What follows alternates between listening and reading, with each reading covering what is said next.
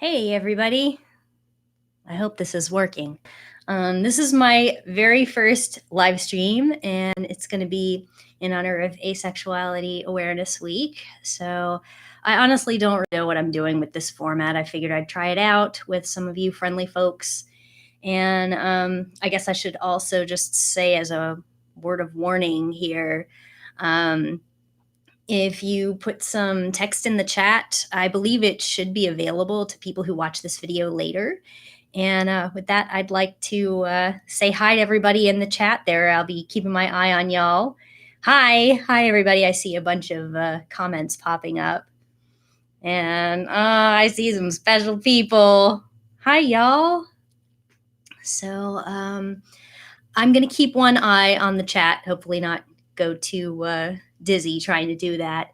And I'll try to keep my eye on it and answer any questions or respond to comments so that y'all know this is sort of interactive. But just fingers crossed we don't get any trolls.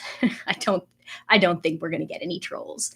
And then if I end up getting any comments from people who have to end up watching this later because they weren't able to make it, you can always suggest some stuff for me to talk about in a later video. Maybe I'll end up doing more of these. So happy Asexuality Awareness Week, everyone. I'm wearing my special little bow. It looks kind of goofy, but I don't care. So ace flag colors. And I've got my asexuality shirt on. I don't know if this flips this backwards, but it's about, other people are more confused about my sexuality than I am. So let's see. What I want to start with, because it is Asexuality Awareness Week, is I want to talk about how asexuality is talked about in the media. And because I have quite a lot of experience with that, I'm mostly going to be using videos, not videos, I'm going to be using media pieces that I've been a part of, because that way, of course, I know the real story. I know what I actually said, and I know what they printed. So I can tell the whole backstory, and I know exactly how accurate it is. And oh, I see a comment there that says it was the right way around. So it just flips it for me. I can see myself reversed. I look like a mirror image of me. So some of y'all probably know this, but I've had some, unfortunately, very unflattering coverage in the media over the years. And sometimes it's from people who totally don't mean to do it. They're trying to give me a flattering portrayal, or at least a fair portrayal, but they end up saying and doing things that are not helpful to us. And wow, I've got some people from the other side of the world, don't I? I'm seeing some really nice comments popping up here. Hi, everybody. Oh, wow. Some people are saying that it's in the middle of the night where they are. I can't believe your dedication for coming to see me. You can watch me anytime, but you're here live. That means a lot to me, y'all. It really does. Kind of wish that there was a way for all of us to talk, not just through text, but anyway, I'm going to show y'all something really funny. So I was in the wonderful newspaper, here it is, the Daily Mail. It's a dumpster fire. So they actually wrote me an email. This is years and years ago. So they wrote me an email and they asked for one quote. They asked me one question, and I guess they considered the fact that I answered them to be permission to print whatever they wanted. So they grabbed a bunch of ridiculous quotes from other things that I'd given to, like Huffington Post and Salon.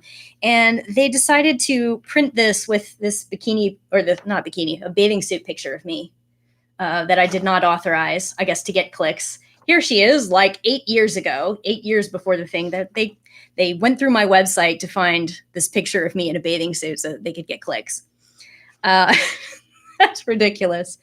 And what are you going to do, right? After they already post it, there's not a whole lot you can do. You can get a lawyer, and I don't know if you could even get damages, but it's pointless after a while. It's just they've already done it, and there's nothing you can do. So the way that the Daily Mail decided to do an article about asexuality featuring me was they gave these lovely little bullet points at the top. And it says Julie Sanderdecker from Florida started describing herself as non-sexual at age 15. The blonde says that she's had more offers of sex than she wants to count. The blonde. But without the feelings that usually go with those sorts of things, it's kind of gross. And I just want to give a content warning, trigger warning that I have to mention the way that they describe my situation has some references to sexual assault in here. And here it comes. Their subtitle is Men Say I Need a Good Raping. Asexual woman, 35, on how she never has and never will have sex. That is not something that I say. So apparently I was 35 at the time that they printed this lovely picture of me. And I was, it says a 35-year-old woman has told how she has never felt sexually attracted to men or women. That's also not how I describe it. So it says Julie Sanderdecker from Tampa, Florida, revealed to Mail Online that she started describing herself as non-sexual at age of 15, and when she became aware of the term asexual, she changed it. The outgoing blonde says she's had more offers of sex than she wants to count over the years, but without the feelings that usually go with that sort of thing, it's sort of gross. The writer, who lives alone in her 2-bedroom apartment, states that she's not interested in dating or pursuing a domestic partner. I have very close friendships, but don't want a significant other. I don't want to find another asexual to be roommates with. I'll be happy being single my whole life. The thing is, I don't make predictions like that. I mean, I believe that I will probably stay the way that I am because the past and the present tend to predict the future on things like this. But I don't make dogmatic statements like that. I don't know what the future is going to be. So, the Daily Mail, right, y'all? I'm reading these comments about what it means when they call me the blonde. Stealing my photo is pretty messed up. And actually, that photo was on my author page, kind of buried in the gallery. I was writing a novel while I was on vacation, and it was kind of with this presentation of, look, I'm on vacation, but I'm working. And, it was the best they could do, finding a sexy picture of me. Let's see. What else do they say about me?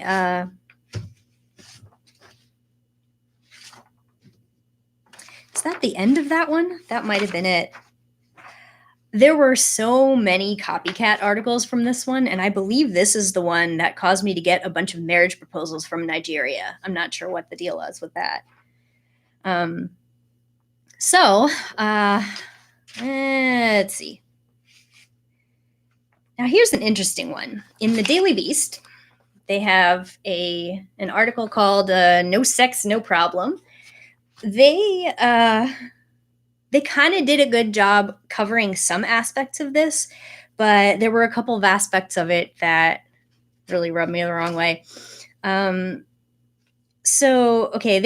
opened with, I don't know how well y'all can see this, but there's an image here that on the online version, it was kind of blown up more. And it's somebody in bed holding up a stop sign to their partner. That's not too bad, but I mean, it might give sort of the wrong idea, but it's also sort of humorous. It's not one of the most terrible images that has been used. However, so in this one, I did it with a pseudonym, so I used my nickname Ivy. This talks about how after Michael Jackson's death, he was described as asexual, which is a little bit weird. So it begins saying, "No sex, no problem. After Michael Jackson's death, Brooke Shields called the pop star asexual. But does asexuality really exist?" And that's how they begin. Oh, goodness. The thing about articles like this where they feel like they have to present both sides. They have to be like, well, all these people say they're experiencing this. Is it real? Let's frame that like that's a reasonable discussion. So I like that. Tag yourself. I'm the outgoing blonde.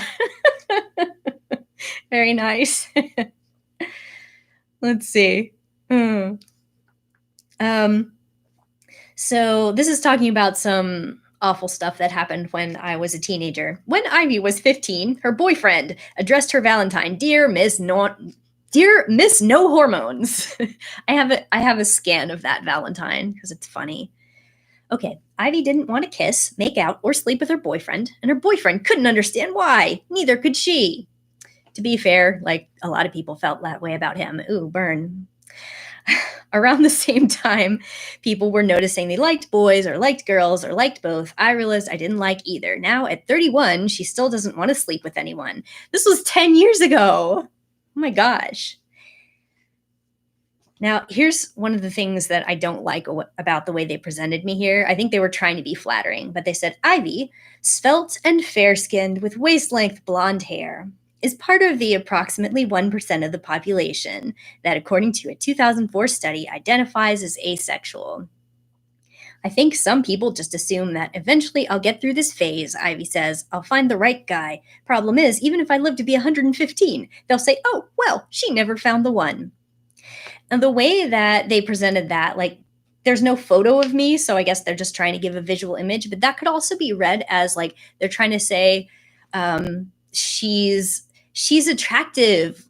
Picture this svelte young woman with long blonde hair. Like they're trying to make it seem like the kind of people who would say, well, she's probably just struggling to find a mate because no one wants to do it with her. Like they're trying to counter that assumption by describing me that way. And, it's complicated because it is true that some people get more offers than others, but that's irrelevant. It's about how we feel, not about who would do it with us. And there's a lot of members of various queer populations that they find themselves facing that. Like a lot of lesbians deal with, oh, well, you just couldn't get a man. There are some people who are trans who say, like, oh, well, like a trans woman might be confronted with a man saying, oh, you definitely are a woman because I'm attracted to you and I'm not gay. Like that's not a compliment. We don't care how you feel about us. Like this is about how we feel attraction wise about others. So, wow. I'm glancing at the comments here. Oh boy. I'm going to go through the rest of this article, and then like if anybody wants to kind of comment on it before I go on the next one, I'll give y'all a chance to do that. So if you have something that you want to voice about this, you can go ahead and get it into the comments box before I finish. But this is a slightly longer one. So let's see. It continues. But Ivy is absolutely positive she's not interested in sex and rejects the suggestion that she's merely confused or sick. When I answer the question honestly, she says, I want to be believed. That is true. The lack of understanding surrounding asexuality has kept members of the community largely invisible. But one very visible person who recently brought the term into the open was Michael Jackson. Yes, let's credit Michael Jackson with oh, goodness. A sexual enigma until the day he died. Earlier this month, Jackson's longtime friend, Brooke Shields, referred to Jackson as asexual in an interview with Rolling Stone. As he grew older, and the more he started to change physically, the more asexual he became to me, she said. And that's pretty, I mean, putting aside anything that anyone feels about the whole Michael Jackson circus, other people kind of referring to other people as asexual because they seem asexual to them. That's something that a lot of us have to, like a misconception a lot of us deal with. Sometimes also the opposite, because some of us have I've talked about this with a lot of y'all about how some of us don't mind sexual content in movies, or we have dirty mouths, or we say perverted things.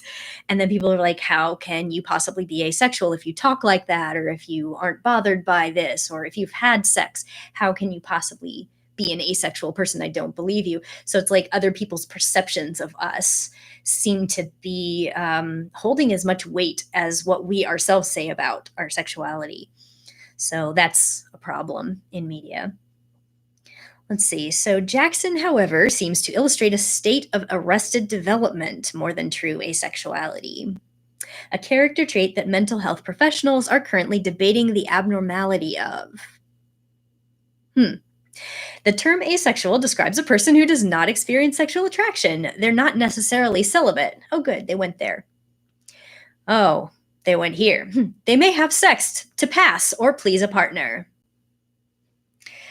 But they're not personally interested in having sex. Whether this constitutes a disorder remains a subject of deliberation. I guess I should break in there to say there are people who have sex entirely to please a partner, but it's not usually quite as cut and dried as that. A lot of times it's, okay, I understand that this is something valuable to you, and I would like to cultivate this intimacy with you. So I'm going to engage in this with you in a loving fashion with the understanding that it is not intrinsically how I would choose to express this to you. There's so many people who might, they might actually enjoy the sex act and not necessarily do it because they find someone attractive. That is one way asexuality manifests. And then, of course, if you get too many people talking about this, like, well, asexual people, they all still have sex. That's not true either. So, I mean, me personally, I can't imagine a situation where I would be comfortable consenting to sex. And it's not because I think it's disgusting or anything. It's just I can't imagine feeling that way about someone where I would be cool with that. I just don't think it's ever going to happen. I really can't imagine it. And I feel like if that was a deal breaker for someone, I wouldn't want to be around them. I just wouldn't want to be in that situation. So anyway, there's like a lot of ways that a lot of reasons that people will choose to make certain choices about their sexuality when asexuality is involved. But I think that's a little too simplistic and sends the wrong message. Of course, this was 10 years ago, so there wasn't as much nuance surrounding this, I'm afraid. Anyway, so this says, as for Ivy, she's celibate. She thinks she always will be. Nothing I've done could be construed as sex, she says happily. To those who would suggest she can't dislike it until she's tried it, Ivy retorts, I'm as sure that I don't feel attraction as any heterosexual person can be said to be sure they aren't interested in homosexual relationships. By that logic, they'd all have to try gay sex before they could say they didn't like it.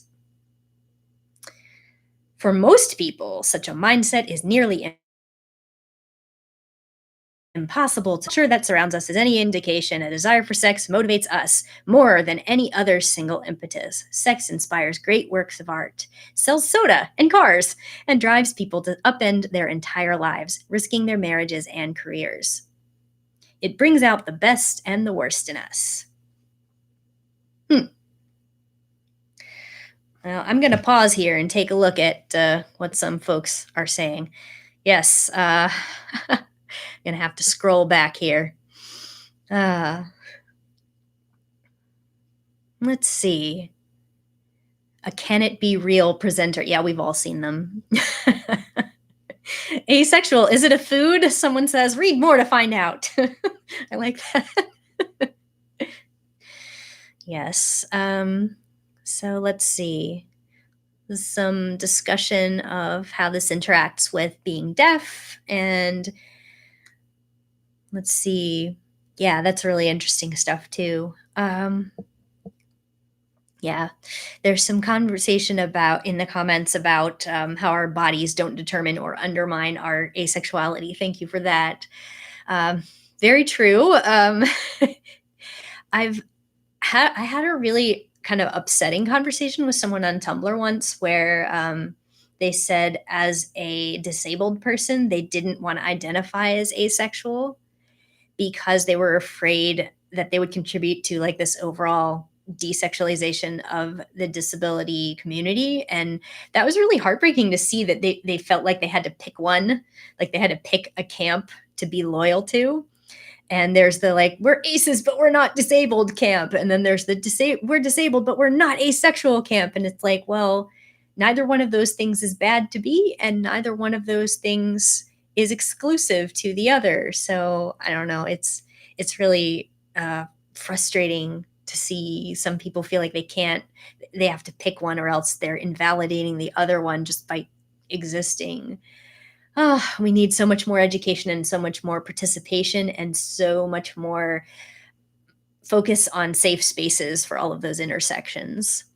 Um, yeah, that article was the first time that I remember hearing about the Michael Jackson thing too. Oh boy. Um, yeah, I don't believe that Michael Jackson himself ever called himself asexual, but other people saw him as childlike. And there's another problematic thing, is that childishness is associated with asexuality for obvious reasons. People will use that. Like if you are one, then they assume you're the other. And I don't know. It's, yeah. Oh, so let's see. Yeah, and as a commenter has just said, it's a difficult intersection to discuss. Um, if I wanted to get into it in more detail, I think I would rather have somebody who has experienced that, uh, at least on board contributing, if not just focus on them, not focus on me, because I don't have any disabilities. And I've talked to a lot of people who've talked to me about their stuff. And I feel like every time I filter their perspectives through mine, it's always a step away from authenticity. Kind of like this media, is that they're, even when they're trying to do the right thing, they end up getting a little bit like one step in a direction that I would not go for a reason that matters to me, but they don't see why. So let me see if I can jump to something slightly more relevant to the overall conversation. I don't know if any of y'all had met or talked to or participated in activism with Sarah Beth Brooks. She's in this article too. And she's identified as a high energy San Diego community organizer. Uh, Sarah Beth and I have been together at a few events and taken a selfie. So this is a very interesting perspective, I thought, from her, and I've heard it from a couple other people who prefer to be anonymous about it. And she says she can testify to the medical community's struggle with asexuality. Brooks has had several boyfriends throughout her life and isn't a virgin. I turned 18 and started having sex with the first guy I was dating, she said, and it was my choice, but I didn't start doing it because I wanted to.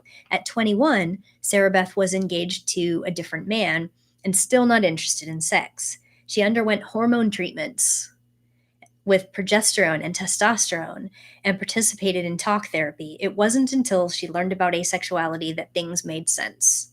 Now she identifies as asexual and feels that throughout her various attempts to feel sexual desire, there was nothing wrong with me. It was just the way I was made.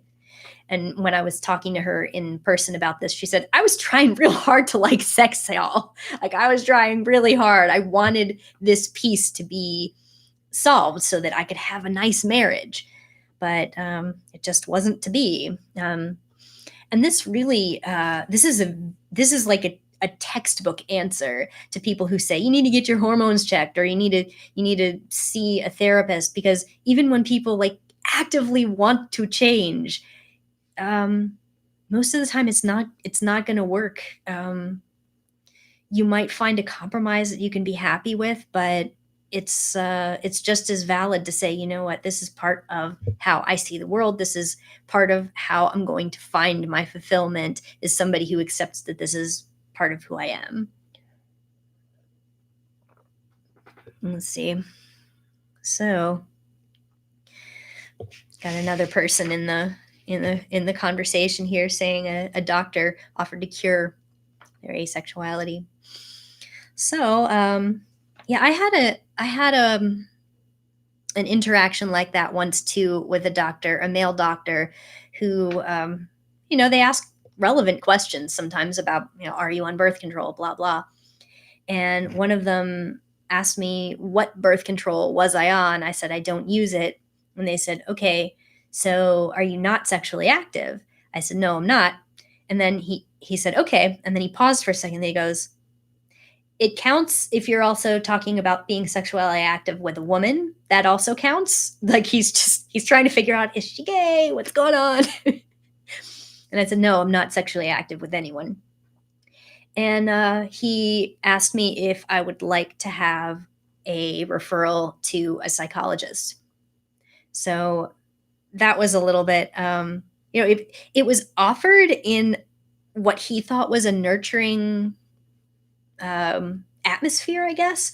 But as soon as somebody says, if you need to talk to somebody about that, you would immediately get the perception that there's something wrong with saying that being honest about that was the wrong thing to say. And of course, if you have a doctor that doesn't back off of it, because doctors are human, they have their own prejudices. Sometimes they're not up to date on what's in the DSM, the Diagnostic and Statistical Manual of Mental Disorders, which is the supposed Bible of what counts as a disorder these days.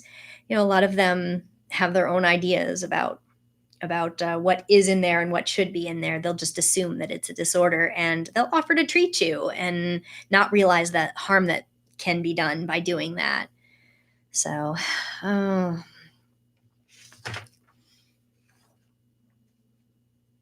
I think I'm going to finish up this one before I jump back into seeing if anybody else wants to talk about anything on this. So, let's see.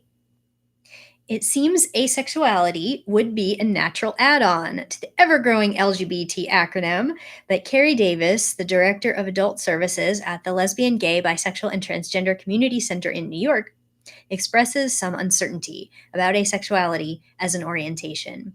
We're an institution that deals with sexual orientation, so if someone was lesbian, gay, or bisexual, that would be a sexual orientation. Davis is quick to say she doesn't feel asexuality can't be an orientation, but where exactly it warrants intellectual and societal space is less clear. One place asexuals don't want to be included is the American Psychiatric Association's Diagnostic and Statistical Manual of Mental Disorders, or DSM, the new version of which may include asexuality. I'm wondering about that may. I forget when exactly this came out. It does mention asexuality as an exception to disorders. It says you can't diagnose someone with sexual aversion disorders if they identify as asexual. It's a step in the right direction, but it also puts the burden of self-identification on their patients, like that they have to know this to not get treated for it, which is a different kind of problematic than not acknowledging it at all. So let's see.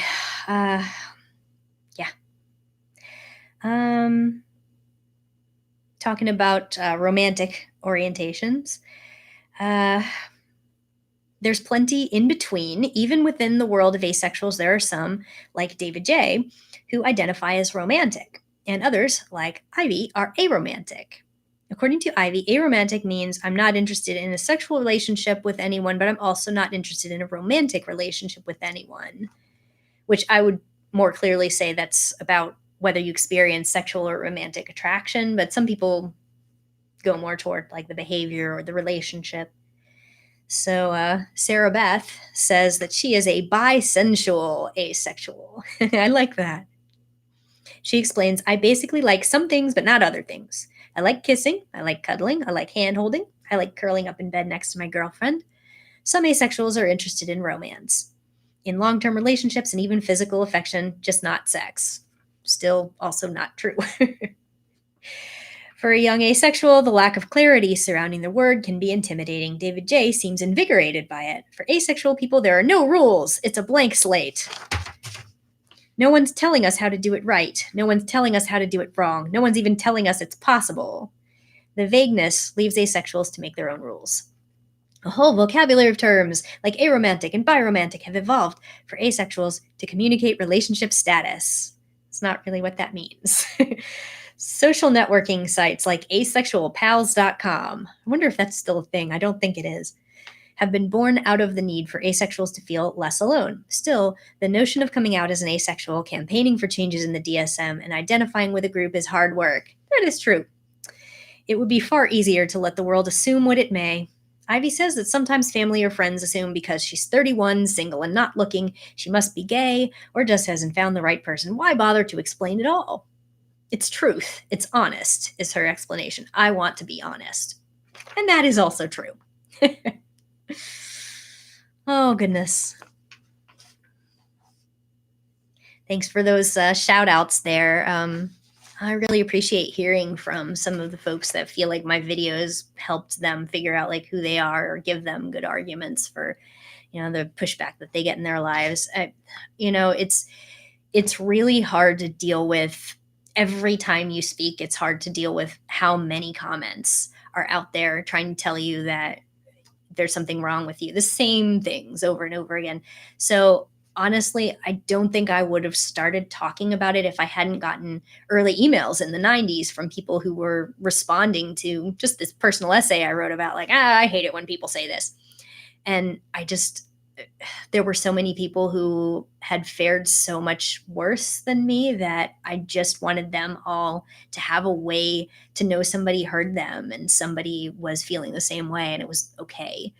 So that's really where all of this came from. And now I'm in magazines being called the 35-year-old virgin. That's sensationalistic.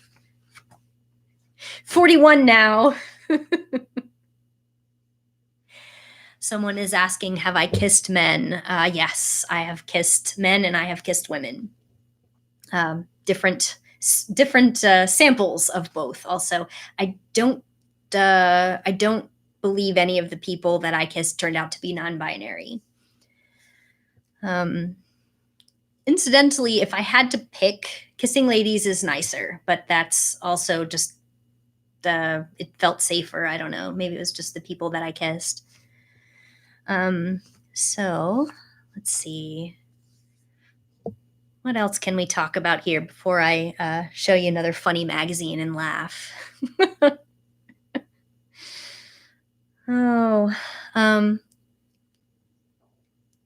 Yeah, I see a lot of folks are talking about that intersection of disability and asexuality. That's a really great discussion. And actually, there's also been some really interesting commentary about the intersection of asexuality and autism as well, which some people frame as a disability narrative. Some people talk about it in the term of neurodivergence. It's a really interesting conversation to have, especially since you see a lot of people who are trying to say the right thing and they're like, no, they're not asexual just because they're autistic or just because they're disabled. But there is an intersection for some people, and some people want to explore how that intersection works rather than just say, no, these two things are completely unrelated in my life. Like, okay, me being blonde and being asexual, those two things are unrelated. But I've talked about being an asexual woman. I can never separate being a woman from being asexual because those two things are very linked in the way that I'm seen in society and the assumptions of how I'm supposed to make myself available to men and what it means about me when I don't. And I will never be able to separate that from my identity as a woman. Just for me personally, I can't ever say that some of the experiences that I've had as an asexual person would not be different if I was not a woman. And same with my experience being a white person in the West. Somebody else who was exactly in my position, socioeconomic status wise, disability wise, all these other things, but was not white, would probably have a completely different experience because of the way different populations are sexualized or not sexualized. So let's see. Anybody asking me anything before I talk about another one of these? I'm looking forward to talking about one of these. This is going to be funny.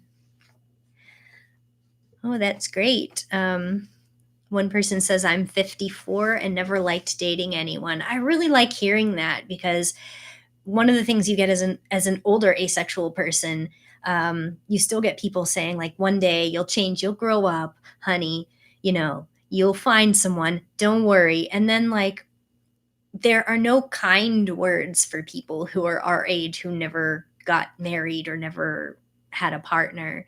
It's like it's always viewed as like a shame, or at very best, it's viewed as, well, she did all these things in spite of never getting married or in spite of never having kids, or she was very focused on her career. Like, what if I'm not? What if I'm just having fun and that's not part of who I am? Let's see. Uh, yep, I get that too. A lot of times I get you'll change your mind. I get that on a lot of stuff, not just sex, but on being a woman and being over 40 and never having children. People are like, "Oh, wow, I'm sorry." And they either assume that there was a tragedy, or they assume there must be some kind of deep dark secret about why I never got married. These days, a lot of people just assume that I'm gay. And that's very strange because, especially in the last few years, gay people can get married. So I don't know. There's so many families now that are not just cis man, cis woman, and their naturally born children. Their nuclear families. I'm trying to think of how many people I know who are even in that situation anymore. Like, it seems almost like the majority now is otherwise. And I don't know if y'all know this, but even though it still persists that it's the most common arrangement to find a mate and have kids together and live together, I read that for the last few years in the census, there's something like 40 something percent of women, cis women of childbearing age, have not had a child. And it's like, every time I hear somebody talk about, oh no, if everybody gets to be like you, there's not gonna be any more babies. I don't think that's the issue. I think birth control is really why the birth rate has gone down. And you might want to start asking some of those people who are having sex and not having kids, like, what are you doing to our birth rate? Somehow these people who have a problem with us don't have a problem with birth control. Imagine that. All right. Let's see. Yeah, I'm really looking forward to being being a senior citizen and being told that one day I'll mature. I really thought that would stop happening around now. I really thought once I crossed 40, people would stop saying that stuff to me, but they haven't stopped. But after all, I mean, I got Captain Underpants over there. I got toys back there. I've got cartoons and stuff going on. So I'm a baby. I'm a baby. Yes. When all else fails, blame the woman. The women. I like that. Thank you. Oh boy. Yeah. Yeah, I know a lot of ladies that get that nonsense for not birthing kids. That is right. Absolutely. Oh, I see a question. Any tips for dealing with the idea that you have to fit into that traditional relationship narrative to be happy? That's a tough one. I can say what's worked for me, and I don't know if it's going to work for everybody else. I have always kind of I've been comfortable outside of expectations.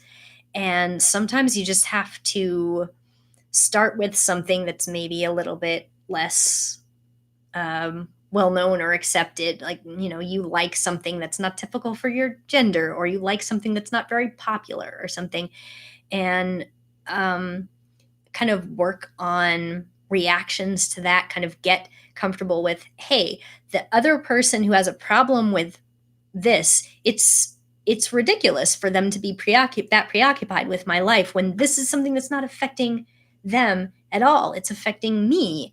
And I would be a lot happier if they would leave me alone about it. So if this is actually about my happiness, if this is actually about, well, we're just concerned, we want the best for you. Well, let me lead that. Let me be the one to tell you what that looks like, because somebody telling me what should make me happy, what should fulfill me, is at best unhelpful. At worst, it's infantilizing. It's like you're basically teaching me that I cannot be trusted in your mind to judge what's good for me.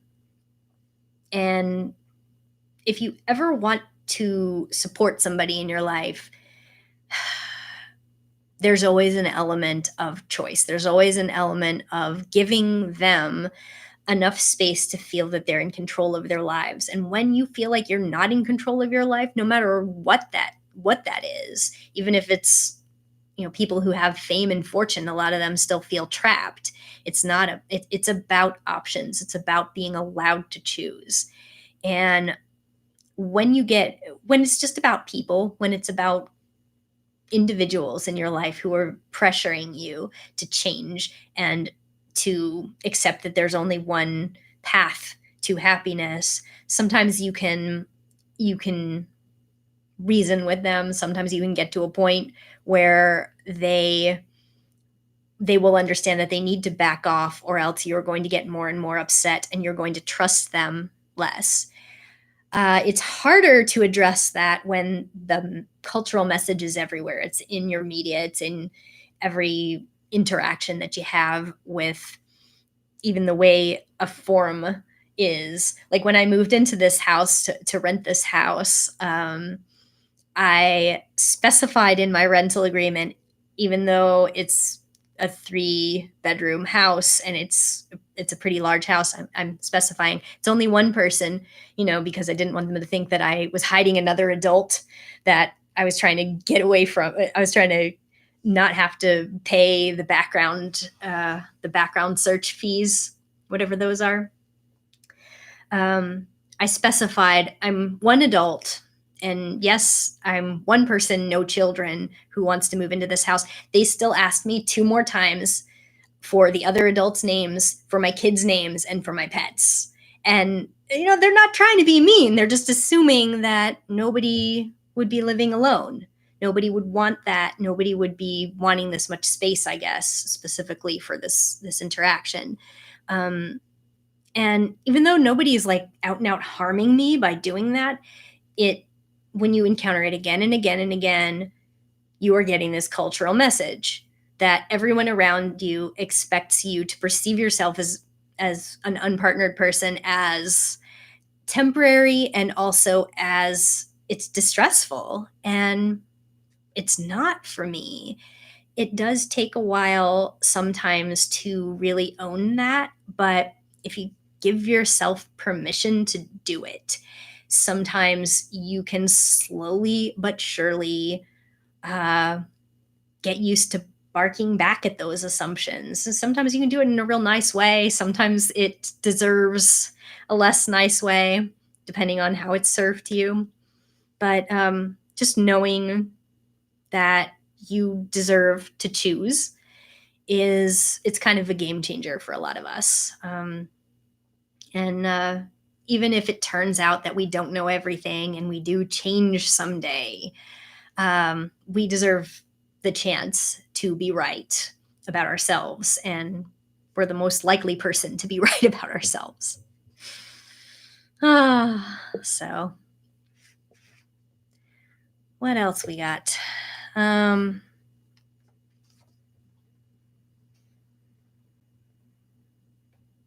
So I do see that in the chat there have been a few personal questions about me. I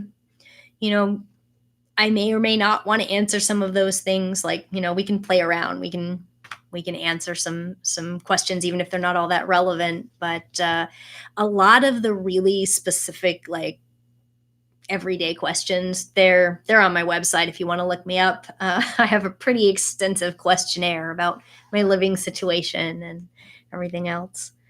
Let me see what else we got. Oh, wow. Mm. If you just bear with me here, I'm catching up on some of my chat. Um, yeah, yeah. It's true that yeah, there's a lot of pressure about what you need to. Really, for me, one of the hurtful tropes about sex that sort of worked on me was um, you don't know till you try it, because there is a certain amount of truth to that. Obviously, you don't know how you feel about something until you've done it. I think that the reason that that worked on me is that logically it's pretty sound. And, I was a 16-year-old. So, unfortunately, I was naive enough to believe that if I went ahead and tried some of the things associated with sex, I never had sex with anyone, but I went farther than I wanted to. It was I don't want to frame it as not entirely consensual, but I was coerced into feeling like I should be open-minded enough to try this, that it wasn't a big deal, even though I was very uncomfortable with things like necking, making out, and I did not enjoy those things. It was really, I mean, the best I can describe it is I was really just waiting for it to be over so that I could say afterwards, okay, I tried that. I know I don't like it. And now I don't want to be asked to do it anymore because I gave it a fair shot. Of course, the person that I did that with blamed himself and was like, "Oh, I'm bad, and I'll never have a good girlfriend who won because I'm disgusting and I'm bad." That kind of annoying guilt trip. And of course, people outside the equation will say, well, maybe you did it with the wrong person. Maybe he is a bad lover. Maybe you need to do it with a different gender or try it a different way. Maybe you ruined everything by expecting to hate it. You know, um, again, we need to be allowed to choose what to invite. Um, and being told that I'm not open minded because I don't want to do these things, it affected me. It was like, I don't want to be seen as closed minded. Obviously, I want to be seen as open minded and adventurous. And there's no reason you have to be those things, especially since none of these things apply to straight people. They never apply these things to themselves. There's a lot of people that they would not want, but that they would not consider sex with. And even within the gender that they generally are attracted to, there are lots of members of that gender that they wouldn't consider sex with. And they don't frame that as unreasonable. But since we're not desperately looking for someone who can turn us on, we're unreasonable. There's a lot of double standards out there. And when you start to see them, when you start to see how inappropriately invested in changing you they are, it starts to be a little funny. It's like, oh, this again. Oh, they're saying they don't apply that to themselves. They've never applied that to themselves. And specifically with sex, like, I did not have to have sex to know that I wasn't just going to suddenly flip entirely the other direction and suddenly love it when I didn't like any of the stuff that usually leads up to it. I didn't appreciate being intimately close with the people that I tried it with. It just wasn't how I would express my feelings for that person. It didn't mean I didn't have any feelings for them, but I wouldn't express it that way. And it just so happens that I have never met a person that made me interested in wanting to express it that way. It really kind of ruins everything for me. It's like, no, this is not something I want to do with you. It just doesn't compute. And if only they would believe us that doing that with someone we're not attracted to often feels very much like them, what they might imagine it feels like to kiss and cuddle with someone of a gender that they're not attracted to. I mean, I don't want to overuse this sort of like homophobic narrative. Like, you aren't you grossed out by gay sex, straight person? Like, I don't want to ramp that up, but I think there are a lot of aggressively heterosexual straight guys who would be more than happy to express without trying it that they know that they can't be attracted to a man. And I just ask to be respected on that for every gender, even though that doesn't compute for him. So, oh boy, uh, it's a little bit It's a little bit difficult to read this and then still be talking. So it's my first time. I have no moderator. All right. Yeah. Here's another question. Um, do you get people trying to catch you out or ask gotcha questions to prove you're not really asexual? I do. I do. I will tell you one of them.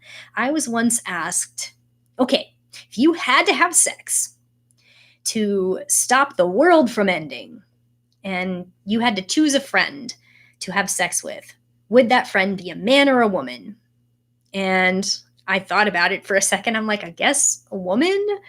Um, Maybe just because I feel like it would be less likely to involve a type of penetration that I very much don't want to have. Like if I had sex with a woman, it would probably be um, a little more familiar because I'm a woman, and I don't know. There's not a lot of logic to it because I don't want to have sex with anyone, but I answered that question saying I'd probably choose a woman. And then the person said, "Oh, okay, so you're a secret lesbian." And then he kept saying that. And I don't understand what the preoccupation some of them have with, like, in this ridiculous terrifying situation. I had another one where someone said if somebody came in with a gun, like this was in my Asexual Bingo 2 video if you ever want to look that up. Someone said you have to have sex, like would you have sex or not? And oh great, let's introduce like a violent threat to a sexual situation. Like, I don't think you want my answer for that because it doesn't mean anything. It's not going to be generalizable. Um, in less like hypothetical situations, I think that what I've also gone through is, people will say, "Oh, you co-signed a car loan with your friend, your male friend that you've known for like 20 years. So you're dating, right?" And I'm like, "No." And it's like, "But who buys a car with their friend?" I'm like, "Me and him."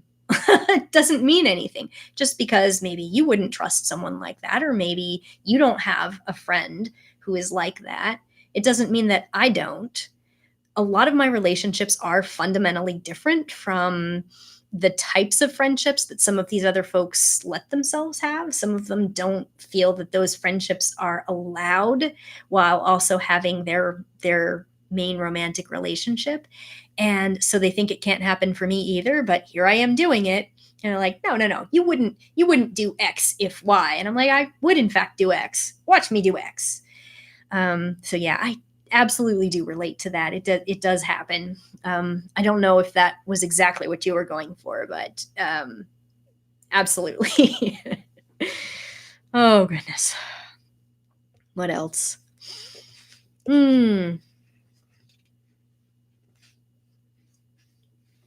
I think I want to show you this funny one before it gets too. I'm almost at an hour now.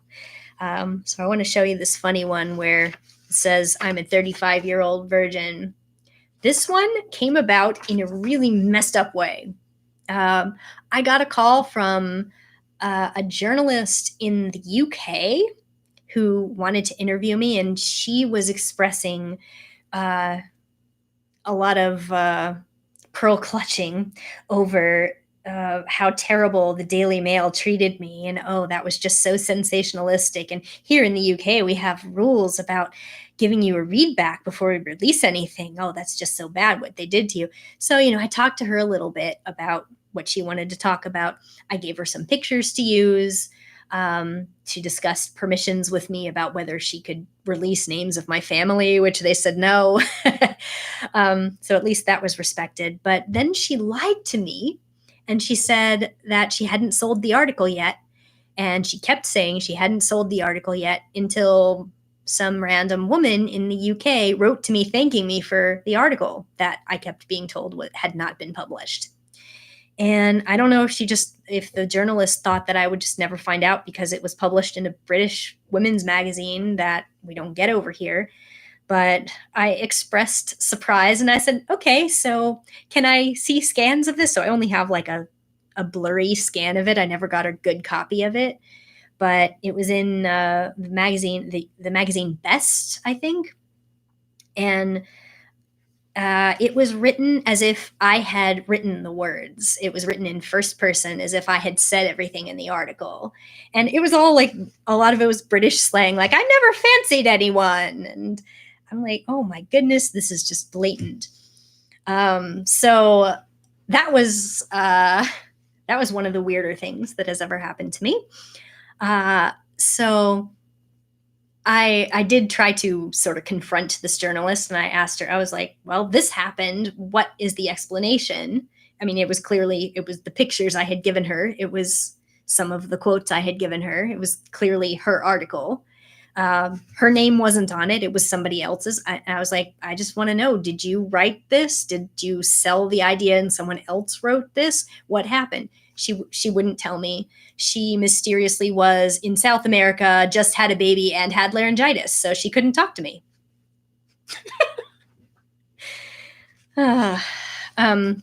Someone wrote, do Americans not ask, who do you fancy? We don't really say, who do you fancy? We don't say fancying. I guess we just say, oh, who do you like? Do you like? Do you fancy him is not really slang we tend to use. I can't really read this. The printout is even blurrier than the visual, but I just wanted to show you the big red letters where it says 35-year-old virgin. So that's, I mean, really, that's what you're going to say. That's what's interesting about me. But I did outline some of the problems that I had with it. As it was written, as if I was as it was first person, as I was saying, they wrote, at school, whenever my friends discussed what boys they fancied or which pop singers they wanted to kiss, I'd recoil in horror. No, I didn't. I thought they might be exaggerating a little, but I didn't think it was horrible. Let's see. Being asexual, I don't have the feelings of jealousy that other people have, so the idea of him sleeping with other people didn't affect me at all. No, asexual people can sometimes still be jealous. I mean, not all of us, but not all of everybody in relationships has the same jealousy thresholds. Like, it's really messed up that they were assuming that if I was an asexual person who was in a romantic relationship with someone, that I wouldn't care if they had sex with anyone, and that's because I'm asexual. That's not how it was. Let's see. Friends often ask me if I'd like to be different, but I love myself the way that I am. What you don't know, you don't miss. I never say that. What you don't know, you don't miss. Like, that's the way other people like to describe my situation. People refuse to believe that you can ever be happy without sex in your life, but I'm living proof you can. It almost sounds like I'm giving this advice to other people, like, you don't have to have sex to be happy. Some people don't have to have sex to be happy. Some people find it to be a vital part of their relationships and actually feel really crappy when they don't have sex. It's not for me to judge that. I would not say that. And I'm pretty irritated that those words were shoved in my mouth. Let's see. A quote, of course, people ask me if I'm gay, but I explain to them that I have no sexual desires towards anyone, male or female. I don't say that. Anyone would have been a good way to end that sentence, except also that I didn't say it. This is my favorite. In many ways, I'm just like your average young woman. I love putting on heels and a dress to go on a night out with friends. Oh my God. I forgot how funny that is. Okay. And I can appreciate when someone is good looking, but that doesn't mean I want to sleep with them. Like, let's put it this way. When it comes to like gender, I think I'm pretty girly. I've never felt masculine or center or outside. I'm pretty girly, but I'm still not like a heels and a dress kind of girl, and I don't go out to clubs and go dancing. And I feel like this is them trying to make me seem like except for this one weird ass thing about me. I'm just like you. I promise. I'm really a girl, and I'm totally like have girlfriends, and we go out dancing, and like I'm not a threat to you. It's just it's so disingenuous to act like I need to beg for them to see me as normal, because that I don't care. I'm a weirdo. And there are some ways I'm not a weirdo, but it, you don't have to. I don't need to jump around and try to make them feel like I'm just like one of them, except with one small difference. That's actually a damaging narrative, to try to act like we've got to try to be just like everybody else. Like this pressure to fit in, and that we have to make other people comfortable with this, that we have to do this little dance to make sure that they at least tolerate this weird thing about us. Oh boy. And then one more quote. As much as people struggle to understand it, for me, not having sex is the secret to a very happy life. I don't have to worry about being heartbroken or dumped, and I don't feel lonely because I love my own company. I would love for any asexual person who has had a romantic relationship to tell me how they don't have to worry about being heartbroken or dumped, because our lives are simple. I love how so many people are just laughing their butts off. What are you saying about yard gnomes? I'm 3 yard gnomes in a girl costume. I love you. That's so wonderful. Oh, yeah, I should go clubbing in Garnet cosplay. That's what I'm being told.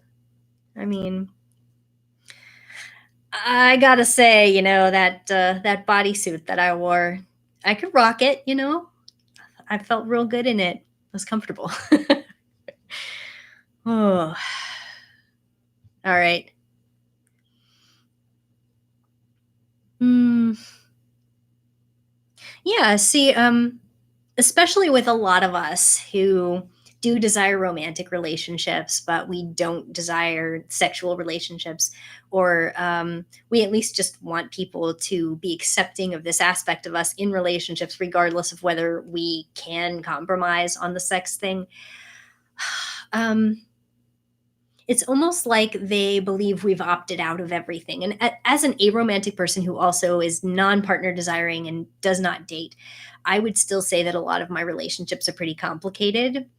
And that's just because they're each with another human being. And there are also group dynamics sometimes with the groups that those people intersect with. Um, I like that most of my friends like each other and have met through me, and have a rapport. But um, when I get a group of people together, and like I just had a Halloween party and it was awesome.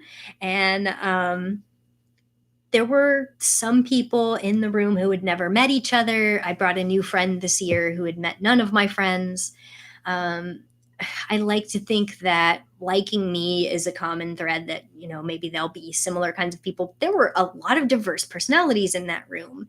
And some people maybe wouldn't get along as individuals. And they certainly don't just like exchange business cards and call each other up later. Like I've heard very little of that. A lot of them see each other at my parties.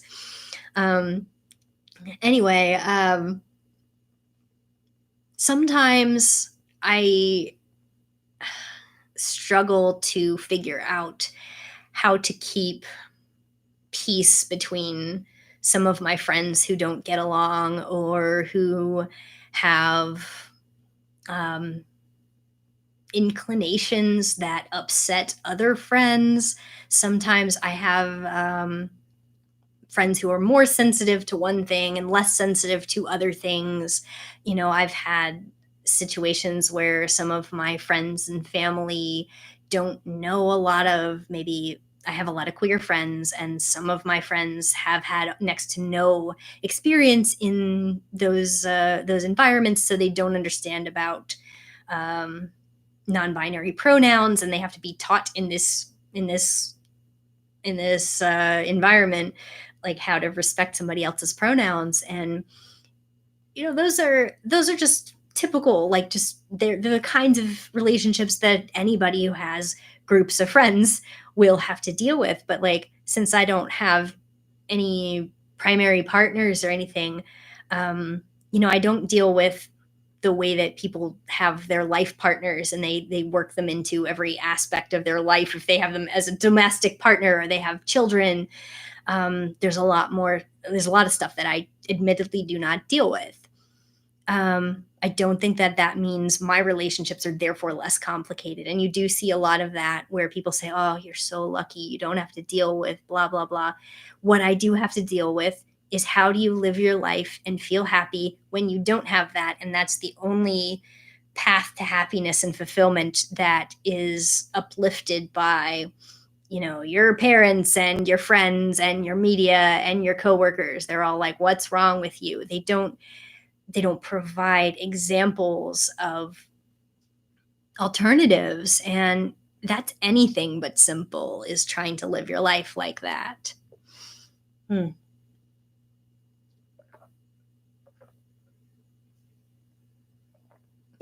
Hmm. I also am, I'm an introvert, and I love my friends individually, but I also can be easily worn out by a lot of social interaction. I don't spend a lot of time missing social interaction. I miss individual people, and hopefully they're people I can just text. If I want to talk to them on the phone or something, I can get some kind of contact with them. But um, yeah, I don't spend a lot of time just like wishing I could be around other people. So I feel like, um, if that's like a hole in someone's life, I don't relate to that as much. I don't know quite how to go about remedying that in maybe this special situation, partly because I'm a little bit on the other side of that spectrum, where I end up with slightly more social interaction than I want. So I don't know. I It's complicated because I actively want all of it, but I also want more alone time. I want to be able to just pause and sit in a room for a while and just turn off the world. But I think we would all want that sometimes. I think most of us would like a pause button. Oh, so let's see.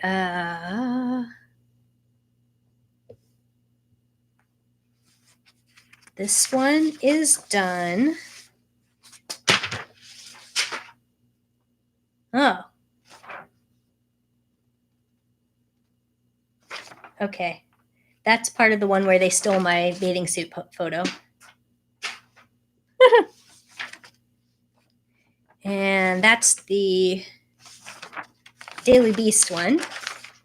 I also have a couple of honest to goodness magazines.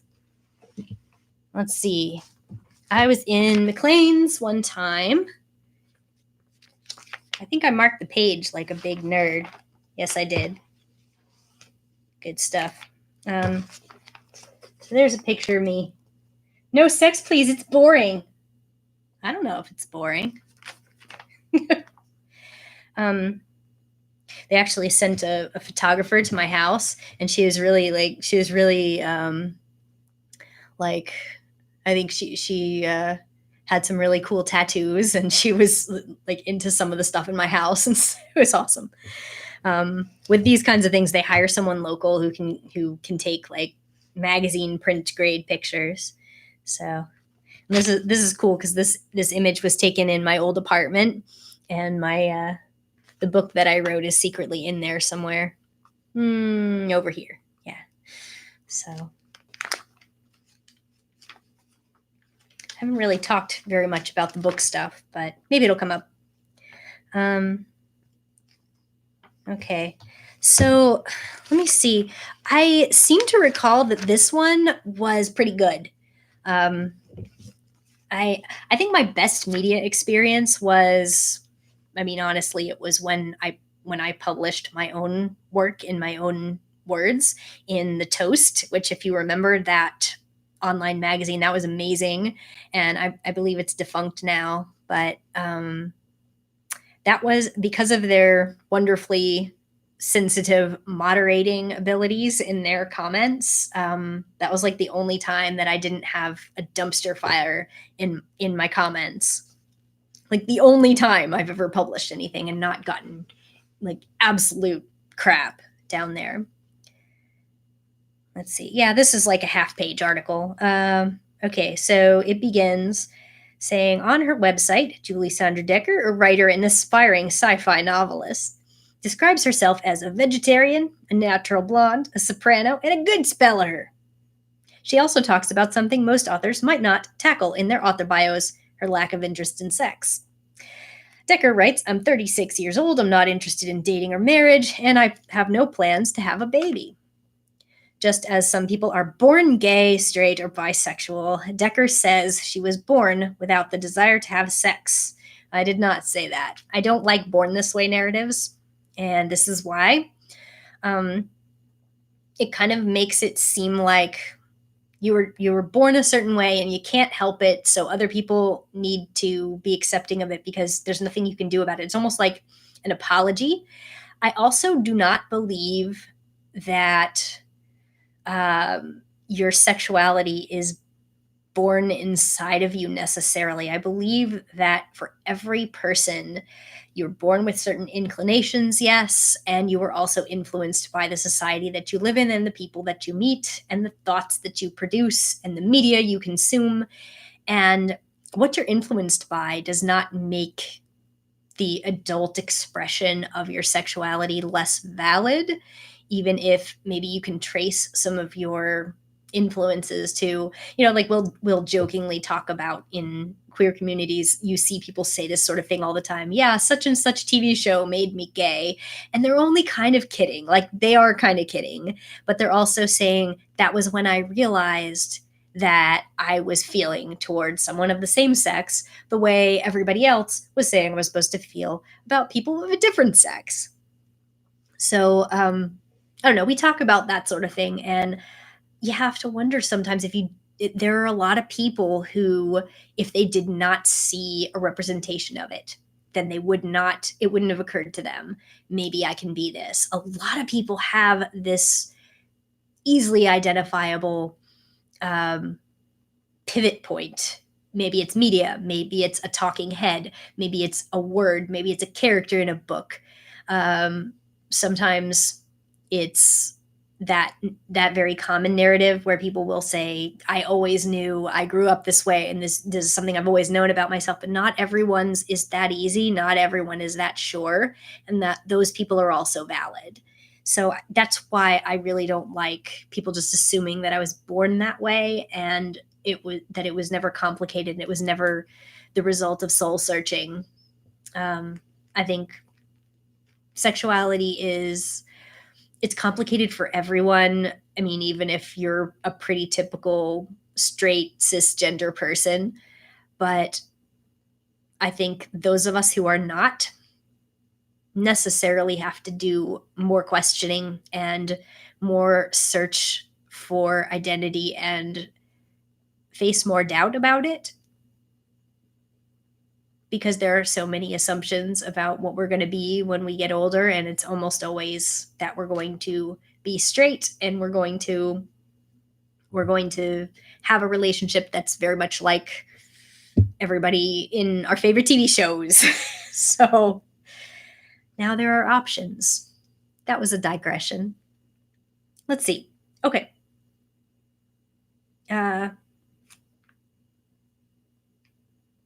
Where was I? She didn't make a decision to be celibate. Well, I did. And it has nothing to do with morality. That is true. It's her sexual orientation.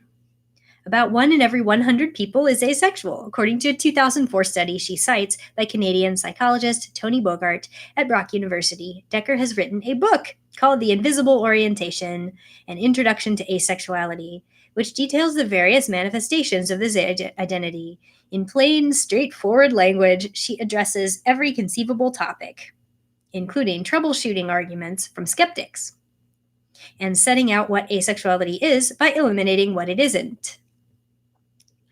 I do that. It's not the result of psychological trauma. And I like how they said that because some people who are asexual do have psychological trauma. And there are some cases where there is an interaction, but it's good to make it a general supposition that asexuality as a sexual orientation is not only understandable as a reaction to trauma. Let's see. It's not arrested development. It's not a default position taken by cat ladies who can't find a suitable partner. Decker is active in online writing communities. And in interviews and videos, she comes across as funny and engaging. Why, thank you. She says she dated boys when she was young. I experimented with my high school partners and I didn't find anything there that was satisfying, she says. It felt forced. I didn't have sex with anyone. Though her classmates thought she was weird as a result, well, some of them did, it didn't bother her, something she attributes to the support of her parents, which also is pretty much true. Let's see. For the most part, especially since my dad's side of the family was very sort of from an artsy and somewhat open-minded kind of situation. I have an aunt who remains unmarried and she's in her 60s, and she has kind of related to me a little bit regarding asexuality. And then on my mom's side, one of her siblings was gay.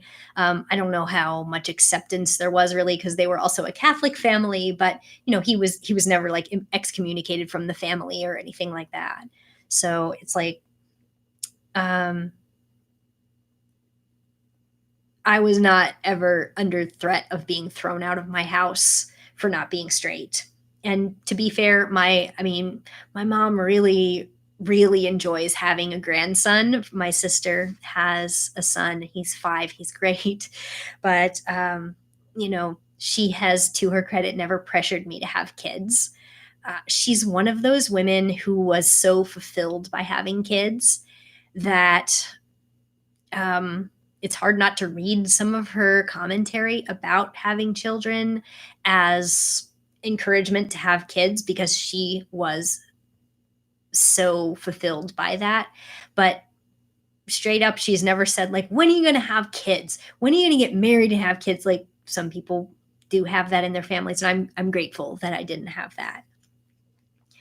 Let's see. She points out it's possible for an asexual person to be romantically attracted to someone without feeling sexual desire. Believing that love isn't fully there unless sex is desired too is like believing a tailless dog is never happy, based on the notion that all dogs wag their tails if they're happy. Some do date or get crushes on people. One asexual commenter on the support site A Positive confesses, I've seen people on the street I instantly wanted to drag home for tea. And some asexuals, like David J., are in long-term committed relationships. J is the founder of the world's largest online community of asexuals, Aven, with a membership of about 70,000. He and his asexual girlfriend hope to adopt a child together. They don't have intercourse, but Decker notes asexual people can and often do decide to have sex, end quote, and then they write to please a partner. Again, we have this issue where people don't understand there are a lot of nuanced reasons to have sex, and it's not like some straight people don't have sex to please their partner. I mean, in some situations they might desire the sex, and in other situations they're just like, you know what, let's do it. I'm not really into it, but let's do it. And there's problematic aspects of that too, but you got to trust people to navigate their sexuality and decide what their version of consent is. A lot of just education and empowerment does help with deciding, am I consenting to this or not? I don't like the idea that an asexual person, like, by definition, can't consent to sex, because even though I think if I ever did, it would definitely be with a lot of misgivings. You can't really have sex in this society without a lot of baggage surrounding it, because regardless of whether I appreciate the actual experience, there's also going to be expectations attached to it, like, how was I? What did you think? What is that person going to think of me if I didn't enjoy it? Are they going to blame themselves? Are they going to blame me? Is everything going to change? Like, you can't really just have sex and be like, yeah, well, that was the thing. There's almost always all this other stuff attached to it. And some of that stuff is stuff we want. So there you go. Let's see. So in other cases, it's more complicated. Yes, it is. One forlorn husband sought help on an asexual site for his wife's unwillingness to have sex. She engaged in intercourse only long enough to have 2 kids, he contends, and has frozen him out ever since. Basically, I feel like an owned sperm donor who is now of no use. For a lot of asexuals, the frustration is living in a sex-compulsory culture. It's not easy to grow up in a world where a key piece of identity and happiness seems to rely on expectations of sexual satisfaction, says Decker, which leaves those of us who don't want to make those things part of our lives often feeling insecure or confused. Decker is emotionally stronger than most, however. It's why she feels a responsibility to speak for asexuals who are insecure or depressed.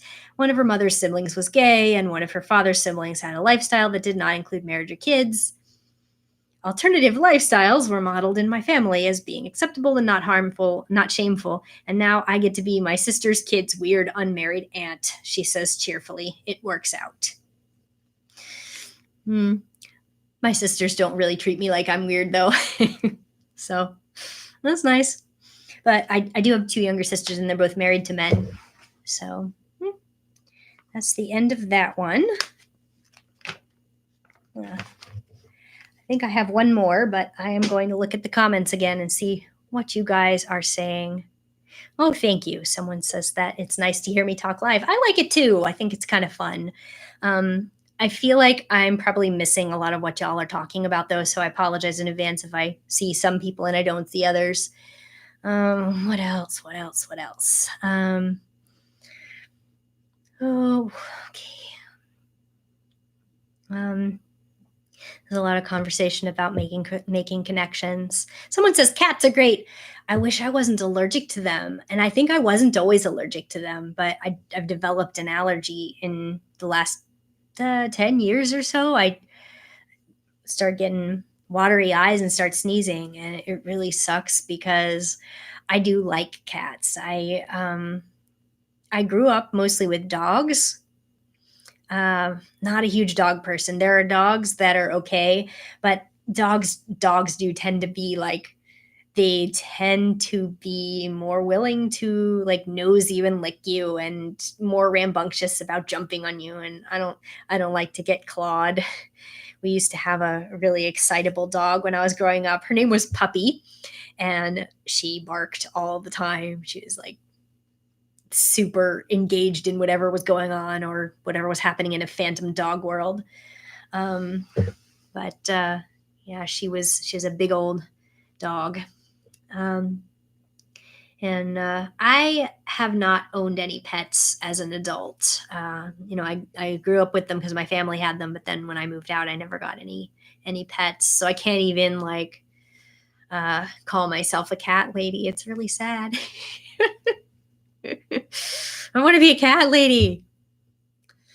Oh no, I think I would like to have cats if I could find one I wasn't allergic to. I think maybe one day I would have a cat. All right. Let's see.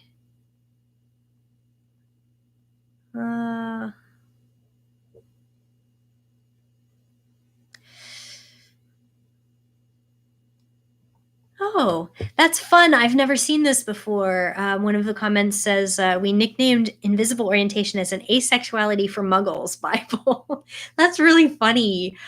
Oh, I would consider myself kind of a lukewarm Harry Potter fan. I've read all the books once. I've seen some of the movies, and I own a Ravenclaw shirt. Ravenclaw. So The working title for the invisible orientation was So You Think You're Asexual. Some of y'all may not have known that, but I agree with my publisher's decision to change it to the invisible orientation. It was originally like part of the subtitle. I did make it up, but it was originally pitched and sold as So You Think You're Asexual, an introduction to the invisible orientation. So, but it was wise of them to change it to the invisible orientation because I think a lot of people who read the book are not asexual, or maybe an asexual person will get it for non-asexual people who want to understand. And people will feel a little weird about being seen with or buying a book that says, So You Think You're Asexual. So it's like, I can completely understand why they changed my title. That happens a lot in publishing, and a lot of times authors are upset about it, but usually they know what they're talking about. So, goodness. So many comments. Y'all are really active. I was thinking that I probably wouldn't get very many comments. um, there's a really interesting point here about libido. That is absolutely true that there are asexual people who have typical or even high libidos, and that it can be damaging to the diversity of our community if everything about asexuality is framed as they don't want to have sex or they don't have a sex drive. I actually used to use that phrase to describe myself because it's true in my case. But there was no asexual community. There was no real like nuance to the conversation in a concentrated place that I could engage with. Asexual people have been part of various queer movements for a very long time, but I think there just wasn't a lot of language and centralized discussion of this until internet communities formed specifically around asexuality in the late 90s. And talking about libido being separate from sexual attraction was really a game changer for a lot of people, especially. I don't want to generalize too much, but there are a lot of asexual men who have told me in my research, they said, like, that they would still have sexual response to things. They would still have physical arousal, and they would feel like if that's happening, they can't be asexual. And that's obviously not true. And then, of course, also some of them would talk about having sexual intercourse that they enjoyed, and they still didn't feel like, oh, I'm attracted to that person. It's just, okay, we did this thing. It wasn't bad. It was kind of nice, but I still nobody's sexy. So I don't know. It's definitely good that we have developed a nuanced understanding of how libido is not necessarily hooked into attraction experiences. That's really important. Ooh, we're talking about cats, hairless cats. I actually don't know if it's the hair or if it's the saliva that I responded badly to. It's very strange because, you know, when my best friend got married and I babysat her child for several days, she had what, three cats? Was it three? At the time, and like they were around and I didn't have any problem, and sometime after that I just started having bad reactions to cats when I'd go over to friends' houses, and I didn't know what it was for the longest time. But there are cat allergies in my family, so I figured out, wait a second, this is cat allergy. I'm having this issue. Like, there was even one time when I went to a friend's house after their roommate with a cat had moved out, but they hadn't vacuumed yet, and I had a reaction. So it's probably the hair. It's probably the hair.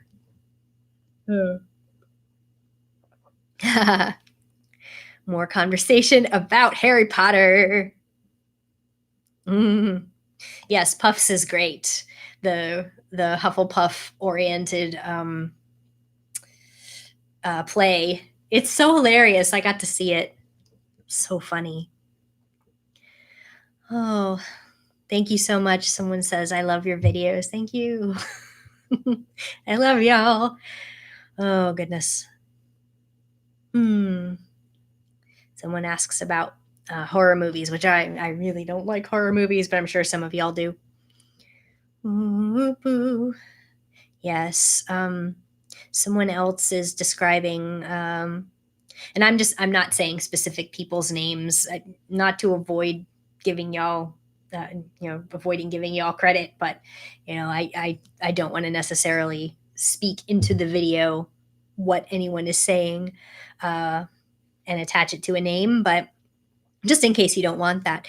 But I'm seeing someone talking about, where was it?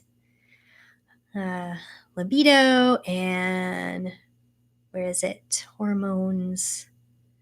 And there was something on here, and I scrolled back too far.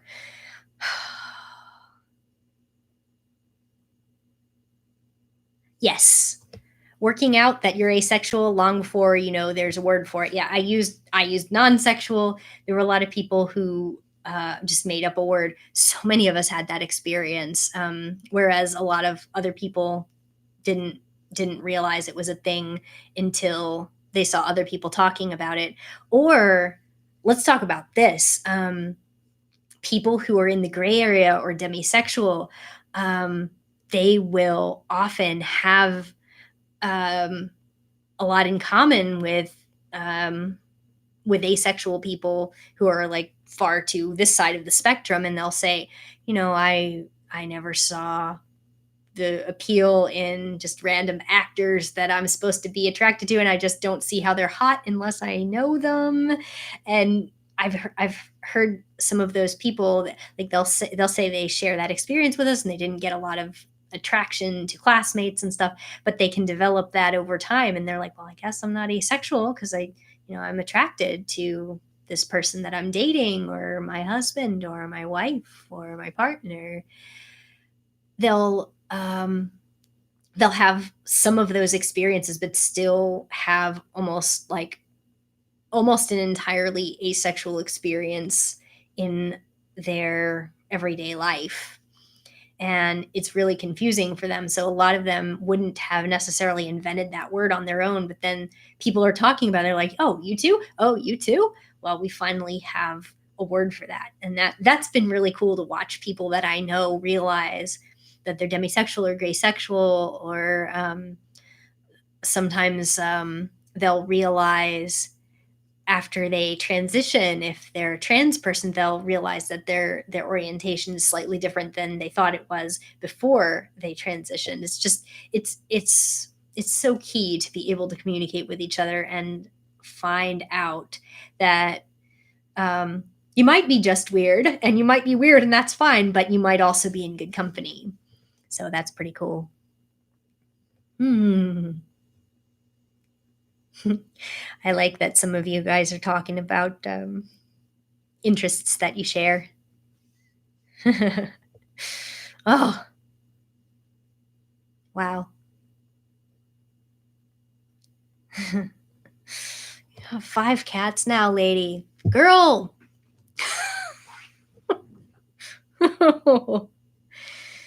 Ah, um, I don't see any huge question jumping out right now, so I'm going to go to my last magazine article, which y'all are going to laugh.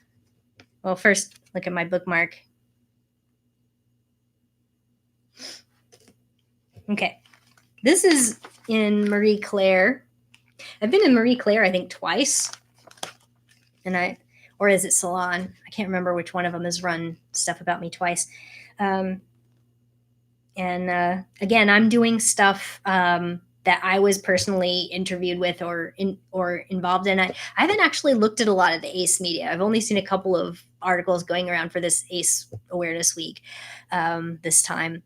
But I think, honestly, they've been getting better about some of this stuff. And actually, in one of my more recent articles, like, they always want to interview the person who wrote the book.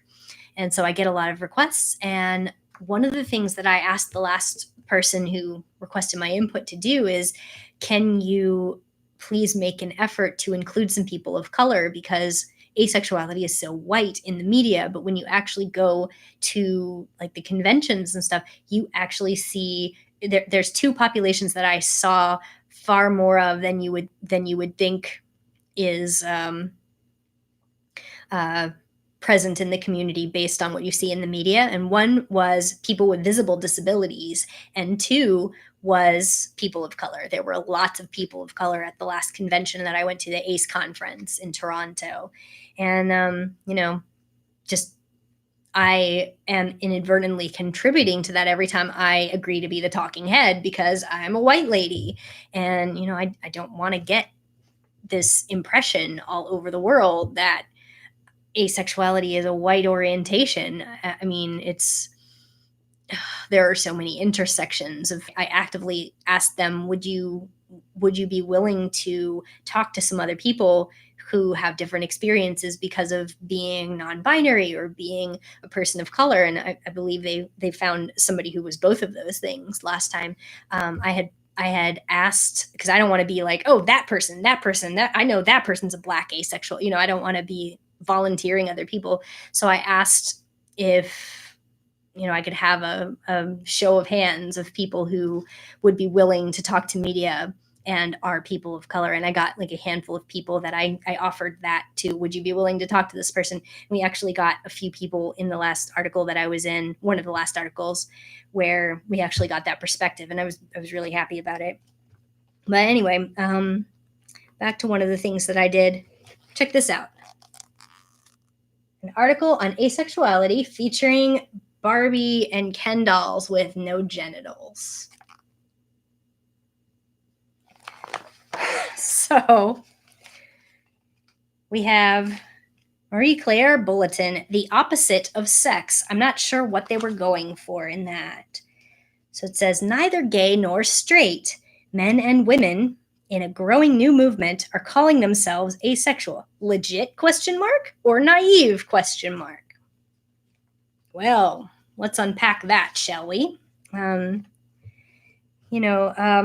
First of all, there are non-binary people, and there are people who do not identify as men or as women. And there are also like this no genitals thing is, it's a misrepresentation, but one of the common pushbacks we get from science bros is like, well, you have sex organs, therefore you are a sexual being. And I'm like, oh, okay, Dr. Toole, let's say that because I have a uterus, I can't call myself asexual. Like, that's not what I'm saying. But let's acknowledge that some people do not have baby making parts that work. And, some people are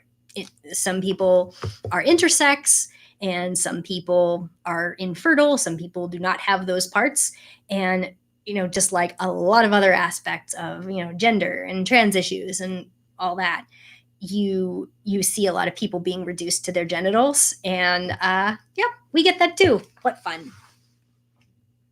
So let's see. Oh, yes. And legit or naive. I mean, it's another one of those things where they feel like they have to tell both sides. And it's like, oh, the two sides are, we are legitimately experiencing this. And then other people are saying, no, they're not. Or they're sick, or they're broken, or selfish, or whatever else.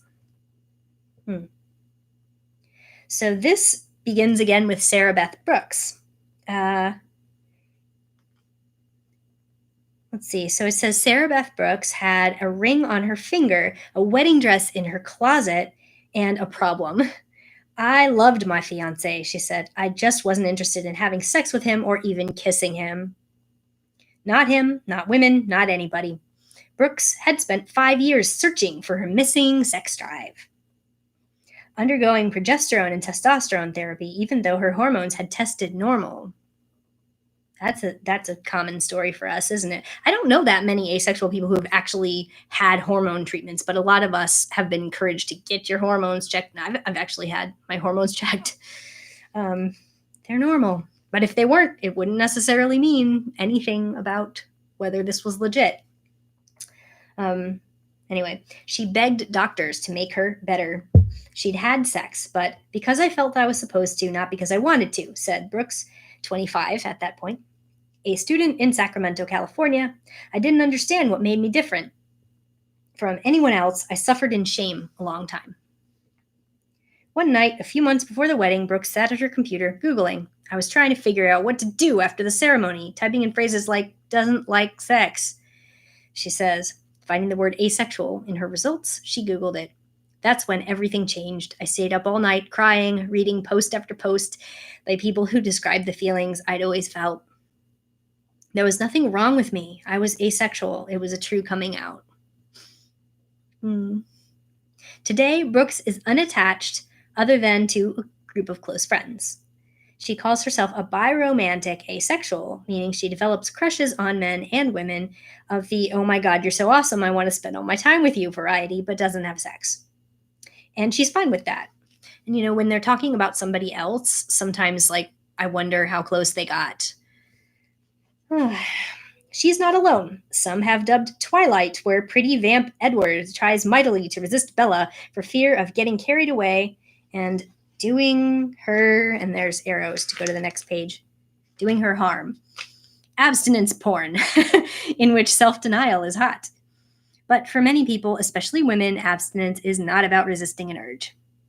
It's about not having that urge in the first place, whether they call themselves asexual, non-sexual, or even human amoebas. Do y'all remember that one? Ooh, that's funny. A growing number of people consider their indifference towards sex not a problem or pathology, but an orientation, like gay or bi, complete with slogans, bring asexy back, t-shirts, and web communities. Asexuality is not just feeling meh about sex. It's a movement. The Asexuality and Visibility and Education Network, founded in 2001 to raise awareness and acceptance of asexuals, has exploded from 100 members in 2005 to 35,000 members worldwide today. So I guess this is older than the other one. Approximately 60% are women in their teens through 30s. Some experts welcome the idea that asexuality is one of many legitimate orientations. Anthony Bogart, a professor of Community Health Sciences and Psychology at Brock University in Ontario, Canada, is among them. If someone has a lack of sexual attraction, who am I to say they need to be fixed, he asks, and I wish more people were like that. Problem is, there are disorders, autism-related conditions, hormone issues that are associated with lack of interest in sex, so many experts worry that freshly validated asexuals may be too quick to embrace the identity, says Joy Davidson, PhD, a New York City psychologist and sex therapist. By labeling yourself too soon, you run a risk of mislabeling yourself and missing an opportunity to uncover other sexual possibilities. But asexuals like Julie Decker, 32, an administrative assistant in Tampa, Florida, say they have no doubts. I'm not against sex, she says. Sex is fine as long as it doesn't include me. That's where my quote was, right at the end. I think that was an old one, too. I think I didn't even give that new for this article.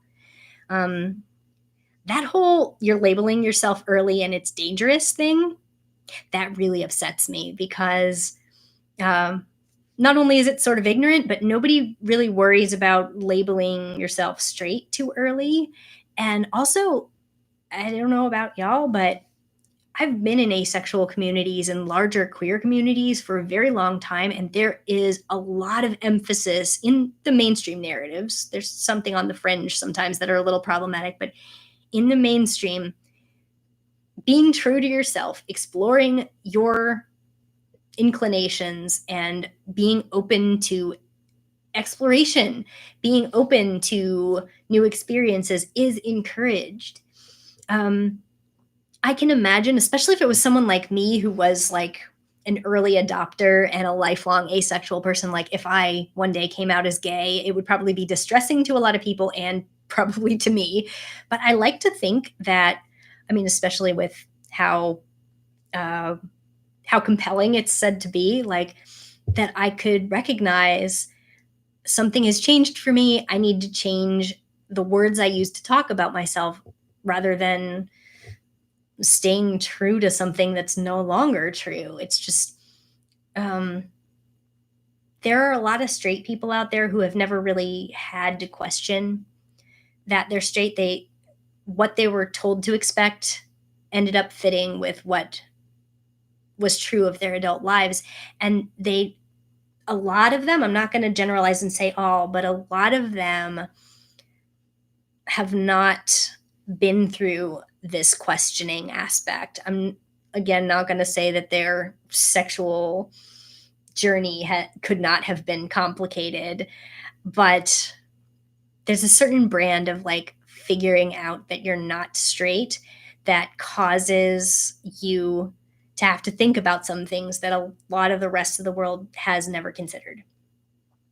And as a result of that, you're kind of used to how it feels to question, and other people around you know what it's like to question and how important it is to be able to be honest with yourself and with other people around you, how important it is to let your inclinations be validated and be free to ask those questions, and being told from the outside what your orientation is not cool no matter what orientation it is.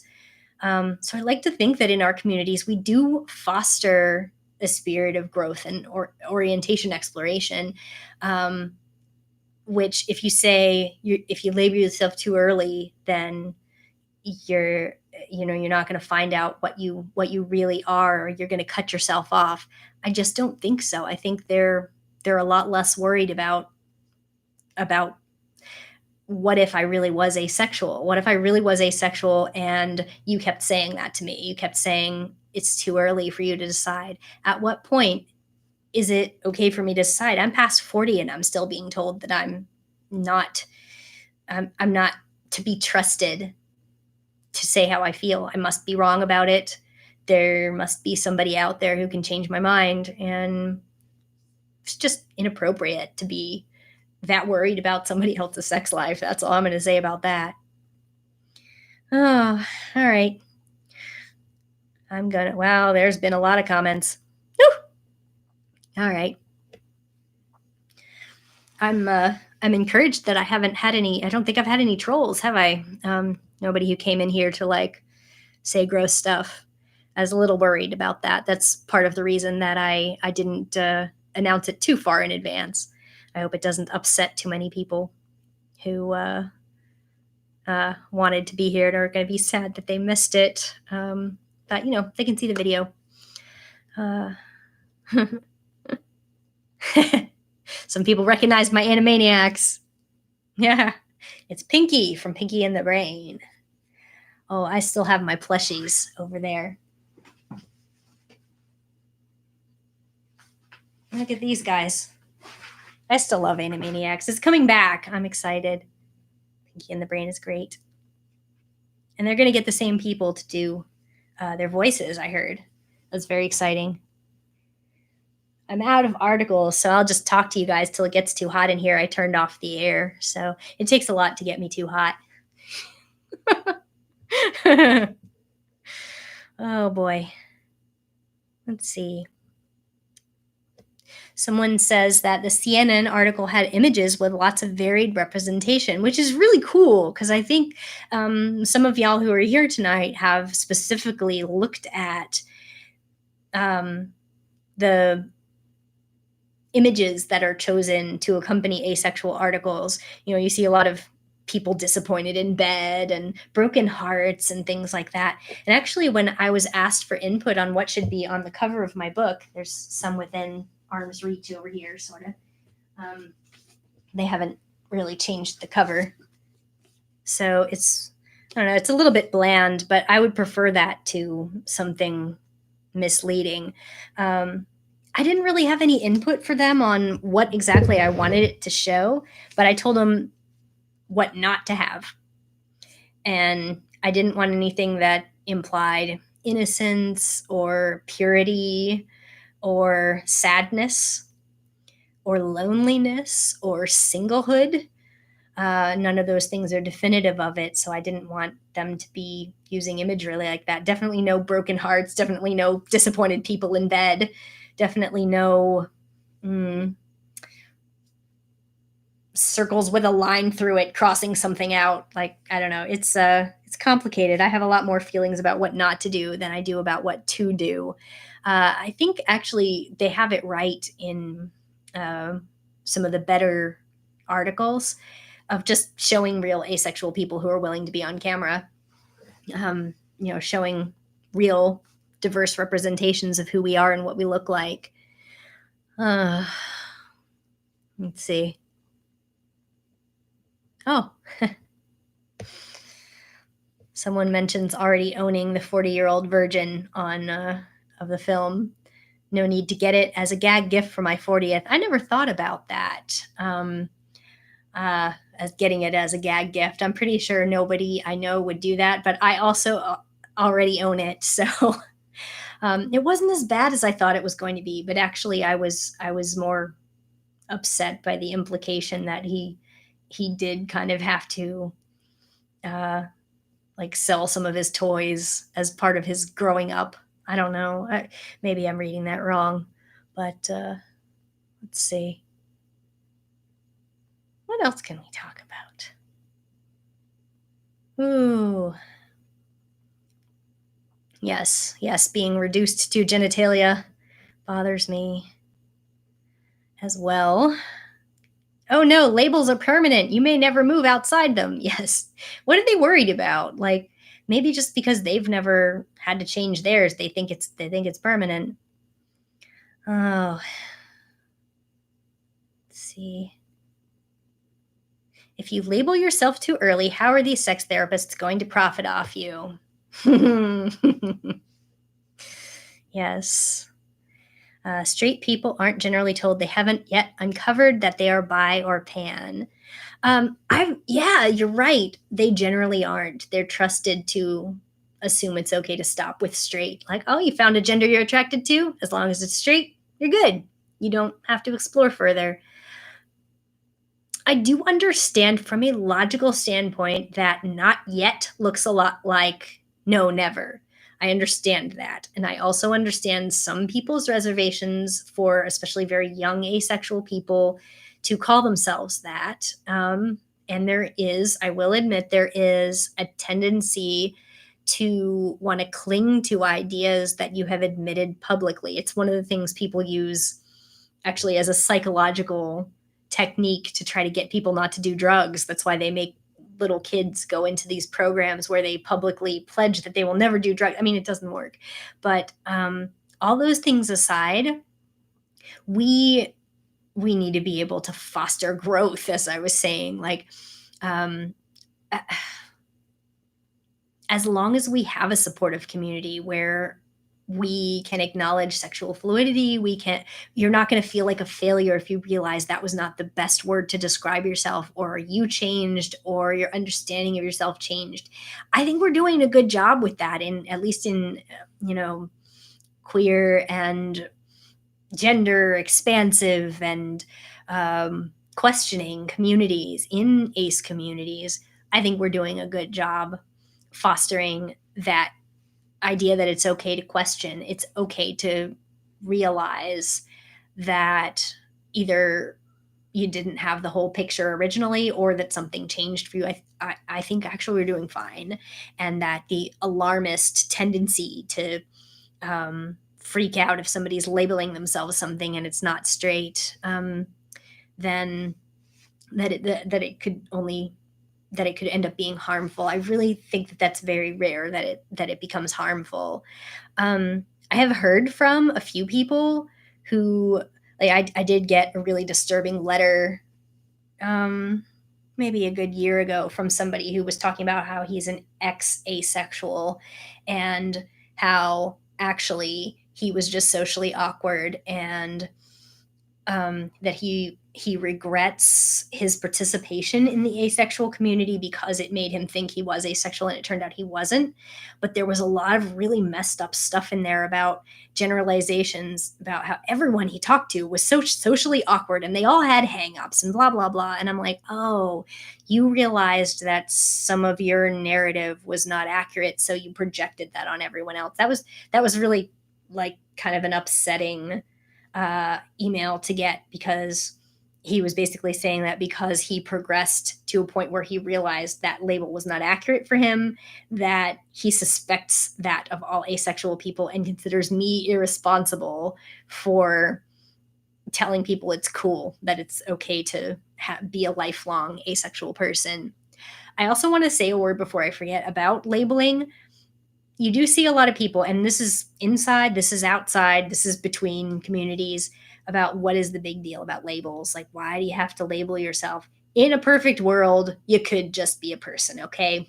I agree. It would be nice if you didn't need to have a word for every experience out there, that we didn't need to nitpick and name every aspect of our feelings, and that we could live in a world where anything we felt was okay. And unfortunately, we do not live in that world.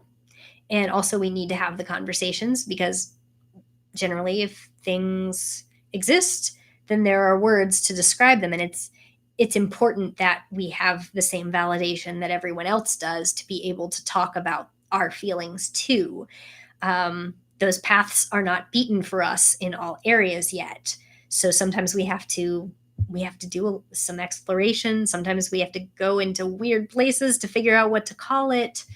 Um, Sometimes we don't know what word best describes it, or how much of it actually belongs to another experience that already has a name. It's complicated, but that's true for straight people too. That's true for people who have on paper a very simple sexuality. If you got into it with them, they would have a lot of nuances too, and maybe they just didn't necessarily feel left out by the narrative, so they didn't feel like they had to scramble for names for these things. Whereas we kind of did. We kind of continue to have to scramble for language sometimes, just to be able to find other people to talk to about this, not just to feel seen and to see others and to feel heard, feel understood. Um, Finding each other is powerful, but also just to be able to discuss, how do you deal with it, or how do you talk about it, how do you answer this question if you have this very specific experience. um, so that would be my answer to people who worry about why are we so fixated on labels. I think, at least the way things are right now, we do need them to be able to have the conversations. And saying that it shouldn't matter is sort of, it's um it's a form of telling us that the conversations don't need to be had, or that we're wrong to need that, or that we're silly, or we're over anxious, or we're unreasonable. And I don't want people to internalize that their need for language is ridiculous. So that's what I would have to say about that. Oh, good, y'all are talking about labels too. Oh no. Some people are disappearing. Uh-oh. Okay. Um, what else? I love some of y'all's reactions. I say y'all. I live in the South. Florida is kind of not the South, but it's Southern. So parts of it are Alabama and Georgia, even though they're Florida. And parts of it are Miami. Parts of it are Cuba. And parts of it are rednecks. And parts of it are people from New England. I don't know. It's hard to say what a real Floridian is, because basically they're all right. But I say y'all. All right. Pausing to read some more comments, see if there's anything else to talk about. I have been on this for just under 2 hours, so I probably will be winding down pretty soon. Um, Unless, we can take this in a different direction if anybody has anything they want to talk about and I end up rambling for another half hour. But let's see. Who's got hashtag gross stuff? Oh, thank you for the compliment on my bow. This was actually made by an Etsy artist. I bought it from an Etsy artist. And if anybody wants the name of it, I can put it in the comments when this, in the description of the video when this goes live, because I don't have it handy who was the artist. Let's see. What is this question about Audible? Do I plan on making another ACE video? Someone is asking if I plan on making another ACE bingo video. Ooh, that's a cool idea. It has been a little while since I made Ace Bingo 2. Um, Sometimes I feel a little embarrassed of my Ace Bingo one, even though it's really funny. It's probably funnier than the second one because I used some language I didn't like um, some mean words that I name called some people in ways that I don't like to do anymore. So I've learned, but I don't want it. The central message of it is still there. And anyway, I made the Ace Bingo 2 more recently, but I might have to change up the bingo squares. Maybe I'll find somebody else's, and I'm sure I'm absolutely sure that I've gotten enough comments from people that I could win again. It'd be nice if there was a prize, wouldn't it? Hmm. Um, okay. I see a reference to the thing about Audible. Let's see. Um, oh, someone said it would be a multi-hour project. It is on Audible. I did the Audible rights sold at the same time as the hardback rights, so that's been around since the hardback came out. Um, I listened to most of it, but just like most people, I had to stop at the references section because the lady actually reads out every URL, like letter by letter, in all the references section. That's what happens when most of your resources are online. Um, but there were a few like mispronunciations, but other than that, I mean, overall, it was a well received performance. Most people liked her reading of it, and it's still available on Audible. Actually, the reviews for the Audible version. One of the reviews on Audible is my favorite negative review. It just says the title is "Waste of Money" or something like that, and it just says, "Meh, this asexual should not write books." And I read it and I laugh like every week. I like to go and see if I have any new reviews so that I can list them on my blogs. And that one just always gets me giggling, especially since at the time it was the person's only review. Like they made an account just to say this about me, and that just really makes me laugh. Hmm. I see y'all say y'all in Australia as well. That's great. Um, yeah, I did miss the first time that you asked about asexual bingo. Sorry. Okay. Oh, good. Someone says they're happy being just an artist and writer. That's what I'm into too. I like art a lot. I like to draw, but I don't ever think I'll pursue it like professionally. I did think about being a professional singer for a long time.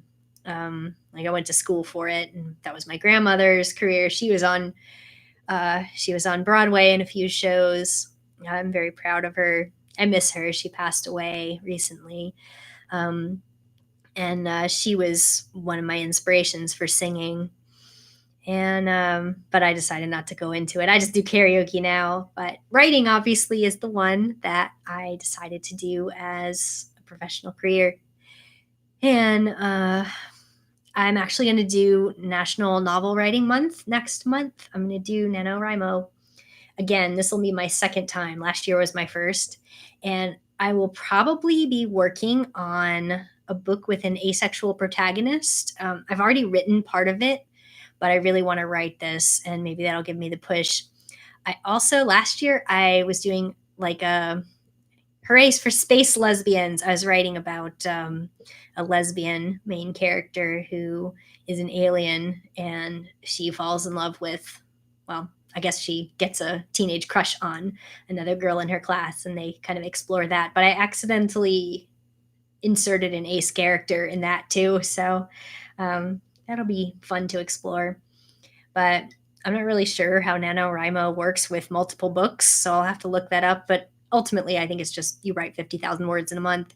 I'm doing Inktober right now for artists, which is first time I've ever participated. So new drawing every day of October. So that's fun. But yeah, I'm feeling like it's been too long since I did any writing, and I'd really love to be in. I'd really love to release a book with an asexual protagonist. I'm definitely late to the party on that now. I may have had the first traditionally published asexuality book by an asexual person, but I'm definitely late to the party when it comes to fiction. There's been quite a few protagonists or ace spectrum protagonists in the last few years, which is really cool.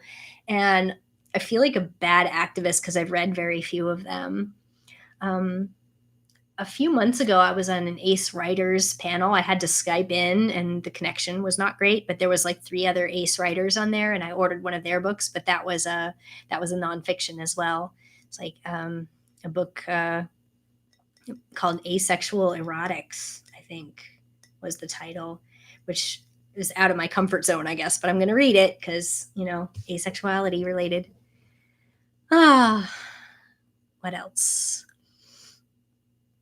I see a lot of support for another Ace Bingo video, so it looks like you're gonna get your wish. Yeah, there's all these people saying, yes, do it.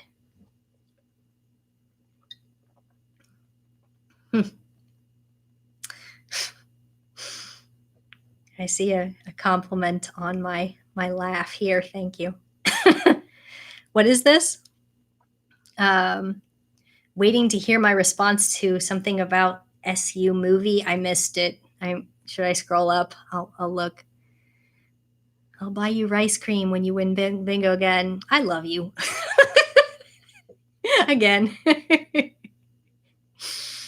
All right. Yeah, I think I missed something about a Steven Universe movie. Oh, I guess I haven't talked about these guys. Look at these guys behind me. I've got a big, huge Garnet and Pumpkin plush and Cat Steven plush. Someone loves my music videos. Thank you. I have a karaoke thing that I don't really post here, but it's on SingSnap. I'm Swank Ivy on SingSnap, and I do a new karaoke every Sunday. So there's like hundreds of them, but none of them are polished. They're just like, oh, I'm sitting in front of my computer and it's one shot, and there's a lot of them that are terrible. It's funny. Oh.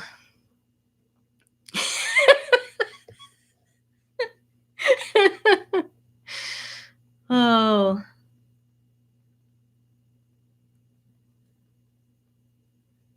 Okay. Yeah, apparently there's something that I missed about a movie question. I guess I should look for it. Give me back my plushies or else? What's this? I missed so much stuff. See, I want to chat too, but I can't. I'm hoping I'm not annoying people who are just watching it. But yeah, there's all kinds of great comments. Like my subscribers and my viewers are so amazing. They're so cool. I'm a little thirsty. Meant in the literal sense. Thank you.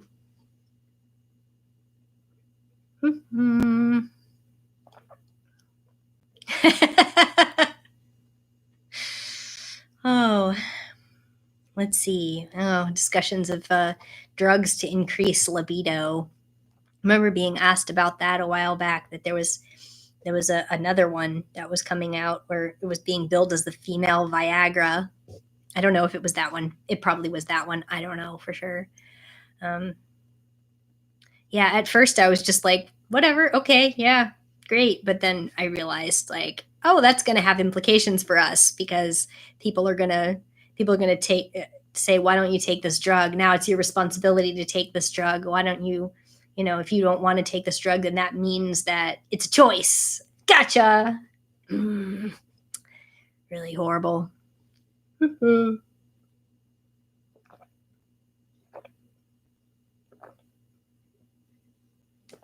out of Coke. Man, I have nothing. Even my coffee cup is empty. This is a cool color changing cup. Alas, I have no hot liquid. Oh. Wow. The the possibilities of increasing sex drive with that drug are not good, are they? Wow. I see some Pinky and the Brain fans way back up here. Um, Someone asked about the ebook. Yes, there's already an ebook. So uh, it is. It was released also with the hardback in like 2014 or something. It's around. It's available. It should be available through the typical channels. Mm-hmm. What else? Somehow I went around some of these questions. Oh, all right. I'm getting close to the bottom. And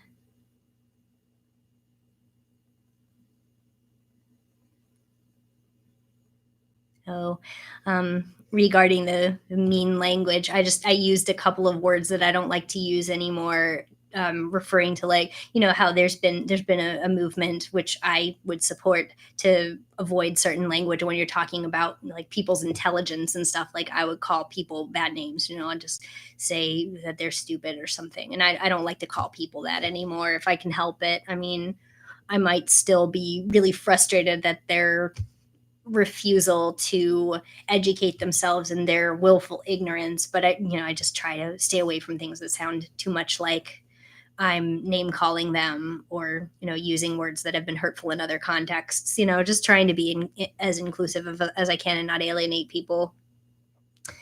What else? Ooh. Hey, I see that someone says that they're also doing Inktober. That's great. I hope that it's been great for you. Some of my drawings have been really rushed, but some of them are not. I'm doing it all Steven Universe drawings. They're right here. Yay. So far I have drawn a lot of cool stuff. Oh,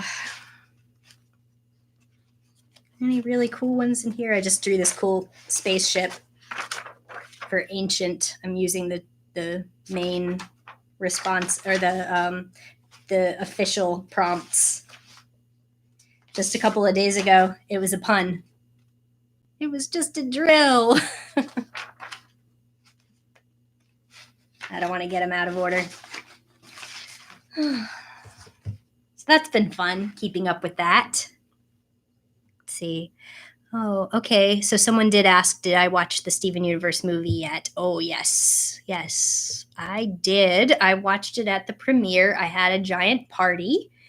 And I had, I believe, including me, it was 8 people, 8 friends, 7 friends, and me. I'm not my own friend. I guess I'm my own friend. And I made all of the food was themed after Steven Universe stuff, and we watched the video. I had 2 big TVs set up, and we sat there and we watched it, and cried a little bit, and then we hung out, and I bought the soundtrack and we listened to it, and it was really good. I even had one person there who had never really watched the show before. They had seen like 2 episodes, but um, and they were able to follow it and enjoy it. That was pretty fun. So it's interesting to get that perspective from someone who was coming in with no idea of what is all this stuff. That's like my favorite thing right now is the Steven Universe franchise. Not that you could tell or anything. What else? Oh, okay. Thank you, people. You're saying nice things about my art. Let me see. Here's a good one. That's Enchanted. And here's one of the ones that got the most notes on Tumblr. Frail. That was fun. Haven't done any in color or anything, just black and white. It's been fun. Let's see. Yes, that is true that, we all say things that we don't, we cringe at later. I mean, I have been fortunate to not have a lot of like frustrating call outs on social media. Sometimes I feel like most call outs, when they are well placed, you need to, as an educator and as an activist, you need to be able to take call outs and say, I'm going to consider what you said and I'm going to change my behavior. But it can sometimes feel like they want to catch you at something, or they want to make you look problematic, and I don't know, they just don't like your face, and they want to catch you doing something terrible. So they said, this person said this word once. Um, I was once yelled at by somebody on Twitter saying that asexuality was inherently anti-feminist, which that was fun. I just decided not to have a conversation with that person because their points were very like focused on how asexuality is making women think it's okay to not explore their sexuality, etc. And I'm like, okay, you're coming at this from an unusual angle, but it's not something I'm going to engage with you on because it's disingenuous. The way that the person was hammering me, saying like, you should be ashamed of yourself, doing this to feminism, blah blah. And I'm not going to go there. But for the most part, my favorite conversations about like, you did this wrong, they came from inside the asexual community, and they came from people who engaged with me in a way that resulted in um, growth and improvement. I don't know how many of y'all know this, but my paperback, the paperback version of my book, is edited. It is slightly different from the hardback in that I made a couple of major changes to specifically the organization of when I talked about asexual people who have experienced sexual assault or violence, and also where I talk about mental health. It's There's a little bit more prominent discussion of what mental health practitioners and other health practitioners have a responsibility to do and can do if they have asexual clients, what they should do. And I took the information it was originally like, and it was an oversight on my part, where I only discussed sexual assault and bad experiences and stuff in the misconception section, which sends the wrong message, because that could definitely be somebody's experience. I mean, it absolutely is. There's a whole community of people who have had that experience and need to talk about it. And seeing it kind of shelved in the misconceptions section, even though I talked about cases in which it's legitimately like it's happens to asexual people. Of course, it will happen to some people. There's always going to be an intersection, unfortunately. But yeah, I mean, I agreed with the person who offered that feedback. This absolutely does send the wrong message. And I talked to my editor and I changed it around. And in the release, that resulted in a better product. But overall, like, I've been very fortunate that the criticism I have gotten, with the exception of the occasional Audible review where someone says this asexual shouldn't write books, I've been pretty fortunate as like a low key public figure to mostly receive positive feedback and gentle corrections. So that has been nice. And I have always prided myself on continued education. So I continue to look at how people talk about activism.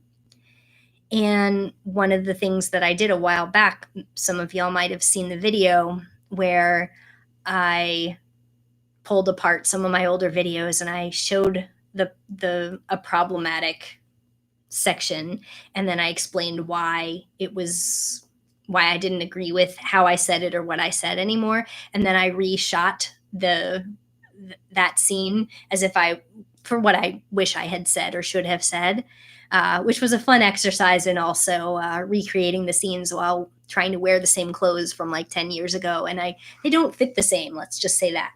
So, but I was able to wear the clothes. So it's a little funny to look at. But that was my self-correcting, I guess. it was with, I can't think of any exceptions. It was all stuff that I had realized on my own. You don't necessarily need to be like called out to change your behavior and learn. So, I mean, I like to think that I will continue to, and I'll continue to be, I don't want to say I'll continue to be embarrassed of my previous behavior, because I like to think, you shouldn't just feel like you should always be in a state of cringe from what you used to be, because you grew from that person. That's why you are the person you are now. But you can recognize how you could have done better and just always try to do better. So that's my philosophy on it. Let's see.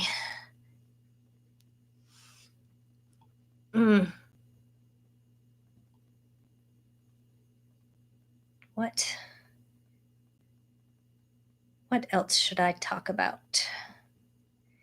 Oh, thank you also for the compliments. I see more compliments on my drawings. Oh my gosh, y'all. You're so sweet. Oh,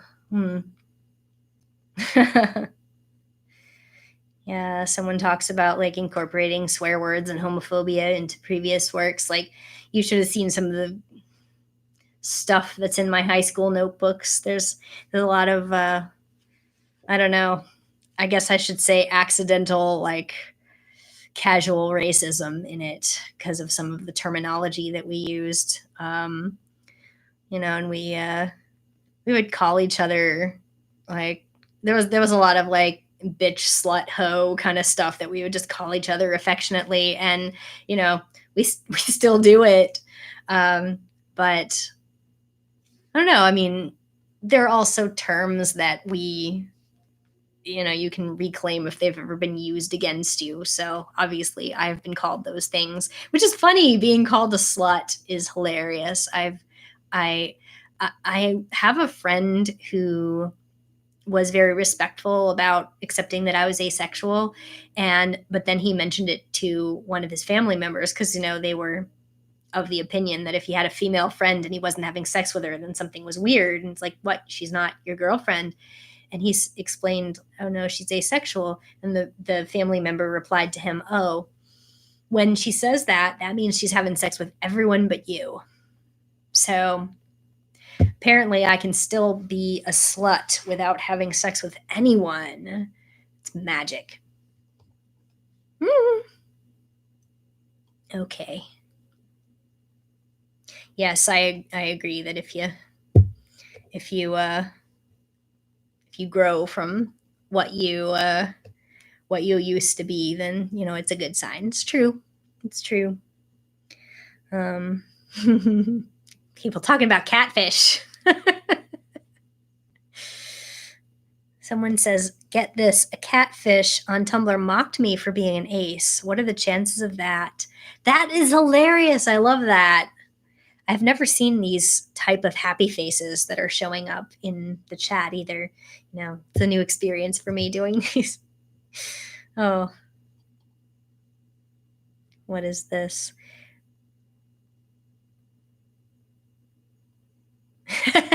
Oh gosh. Oh, let's see. I'm having a fun time reading through some of these comments. So while I'm reading your comments, I'll show you another one. This may be a spoiler for the movie, but there's the garden.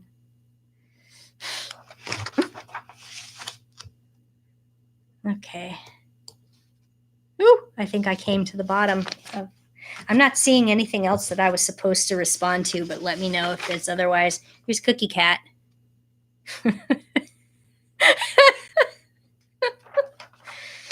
Oh, this was the prompt was legend. It's like, legend Cookie Cat. Yeah, I definitely was crying. I don't think outwardly though. I think I only cried right toward the end of that movie, which is very surprising for me. But I think I was very juiced up with a lot of adrenaline, because I was also putting on a party and I cooked all this food and my friends had stayed with me overnight, and we had a gem feast, and we had all kinds of awesome stuff. And you know, it's stressful to run those things, even though it's fun. So um, I don't know. I have a lot of emotional investment in the source material. So, and also there was all that music. There was so much new music, so it was overwhelming. You know, here's a cute one.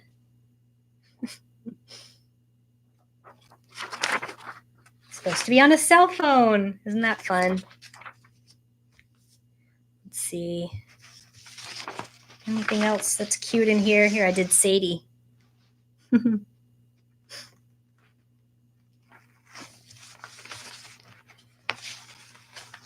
Oh.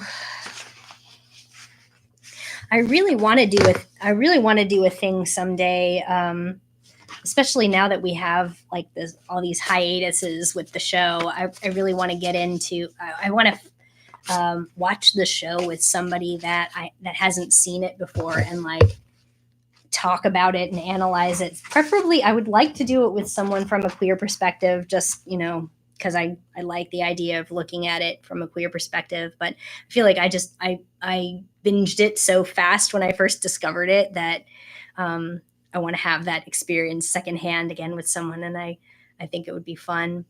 I'm not really sure what I would do. Maybe either like a podcast type thing or a blog, but it would depend on the other person too, what they wanted to do.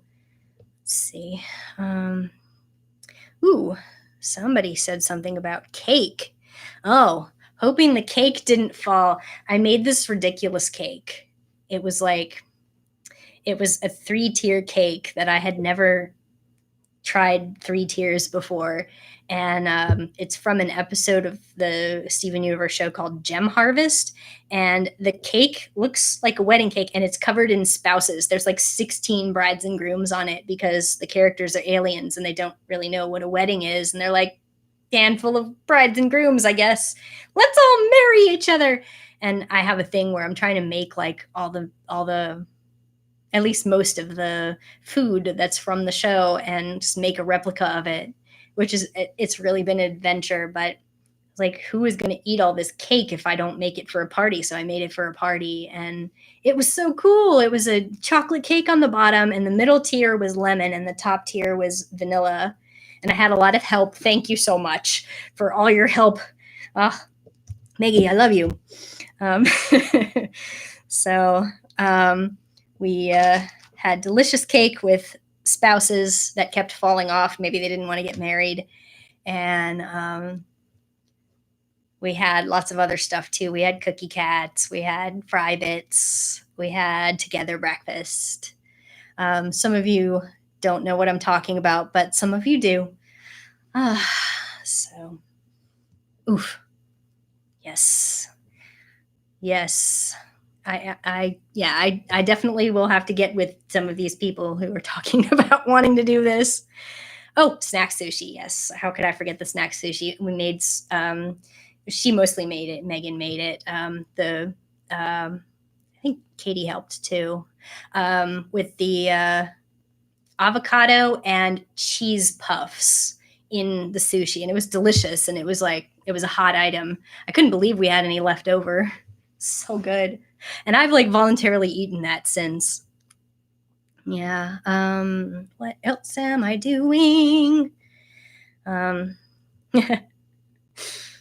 Yes, parties can be exhausting. See, that's the thing. I don't have that many parties, but I figured, a movie of my favorite thing is coming out, and I need an excuse to feed people food and have my favorite people around me when I die.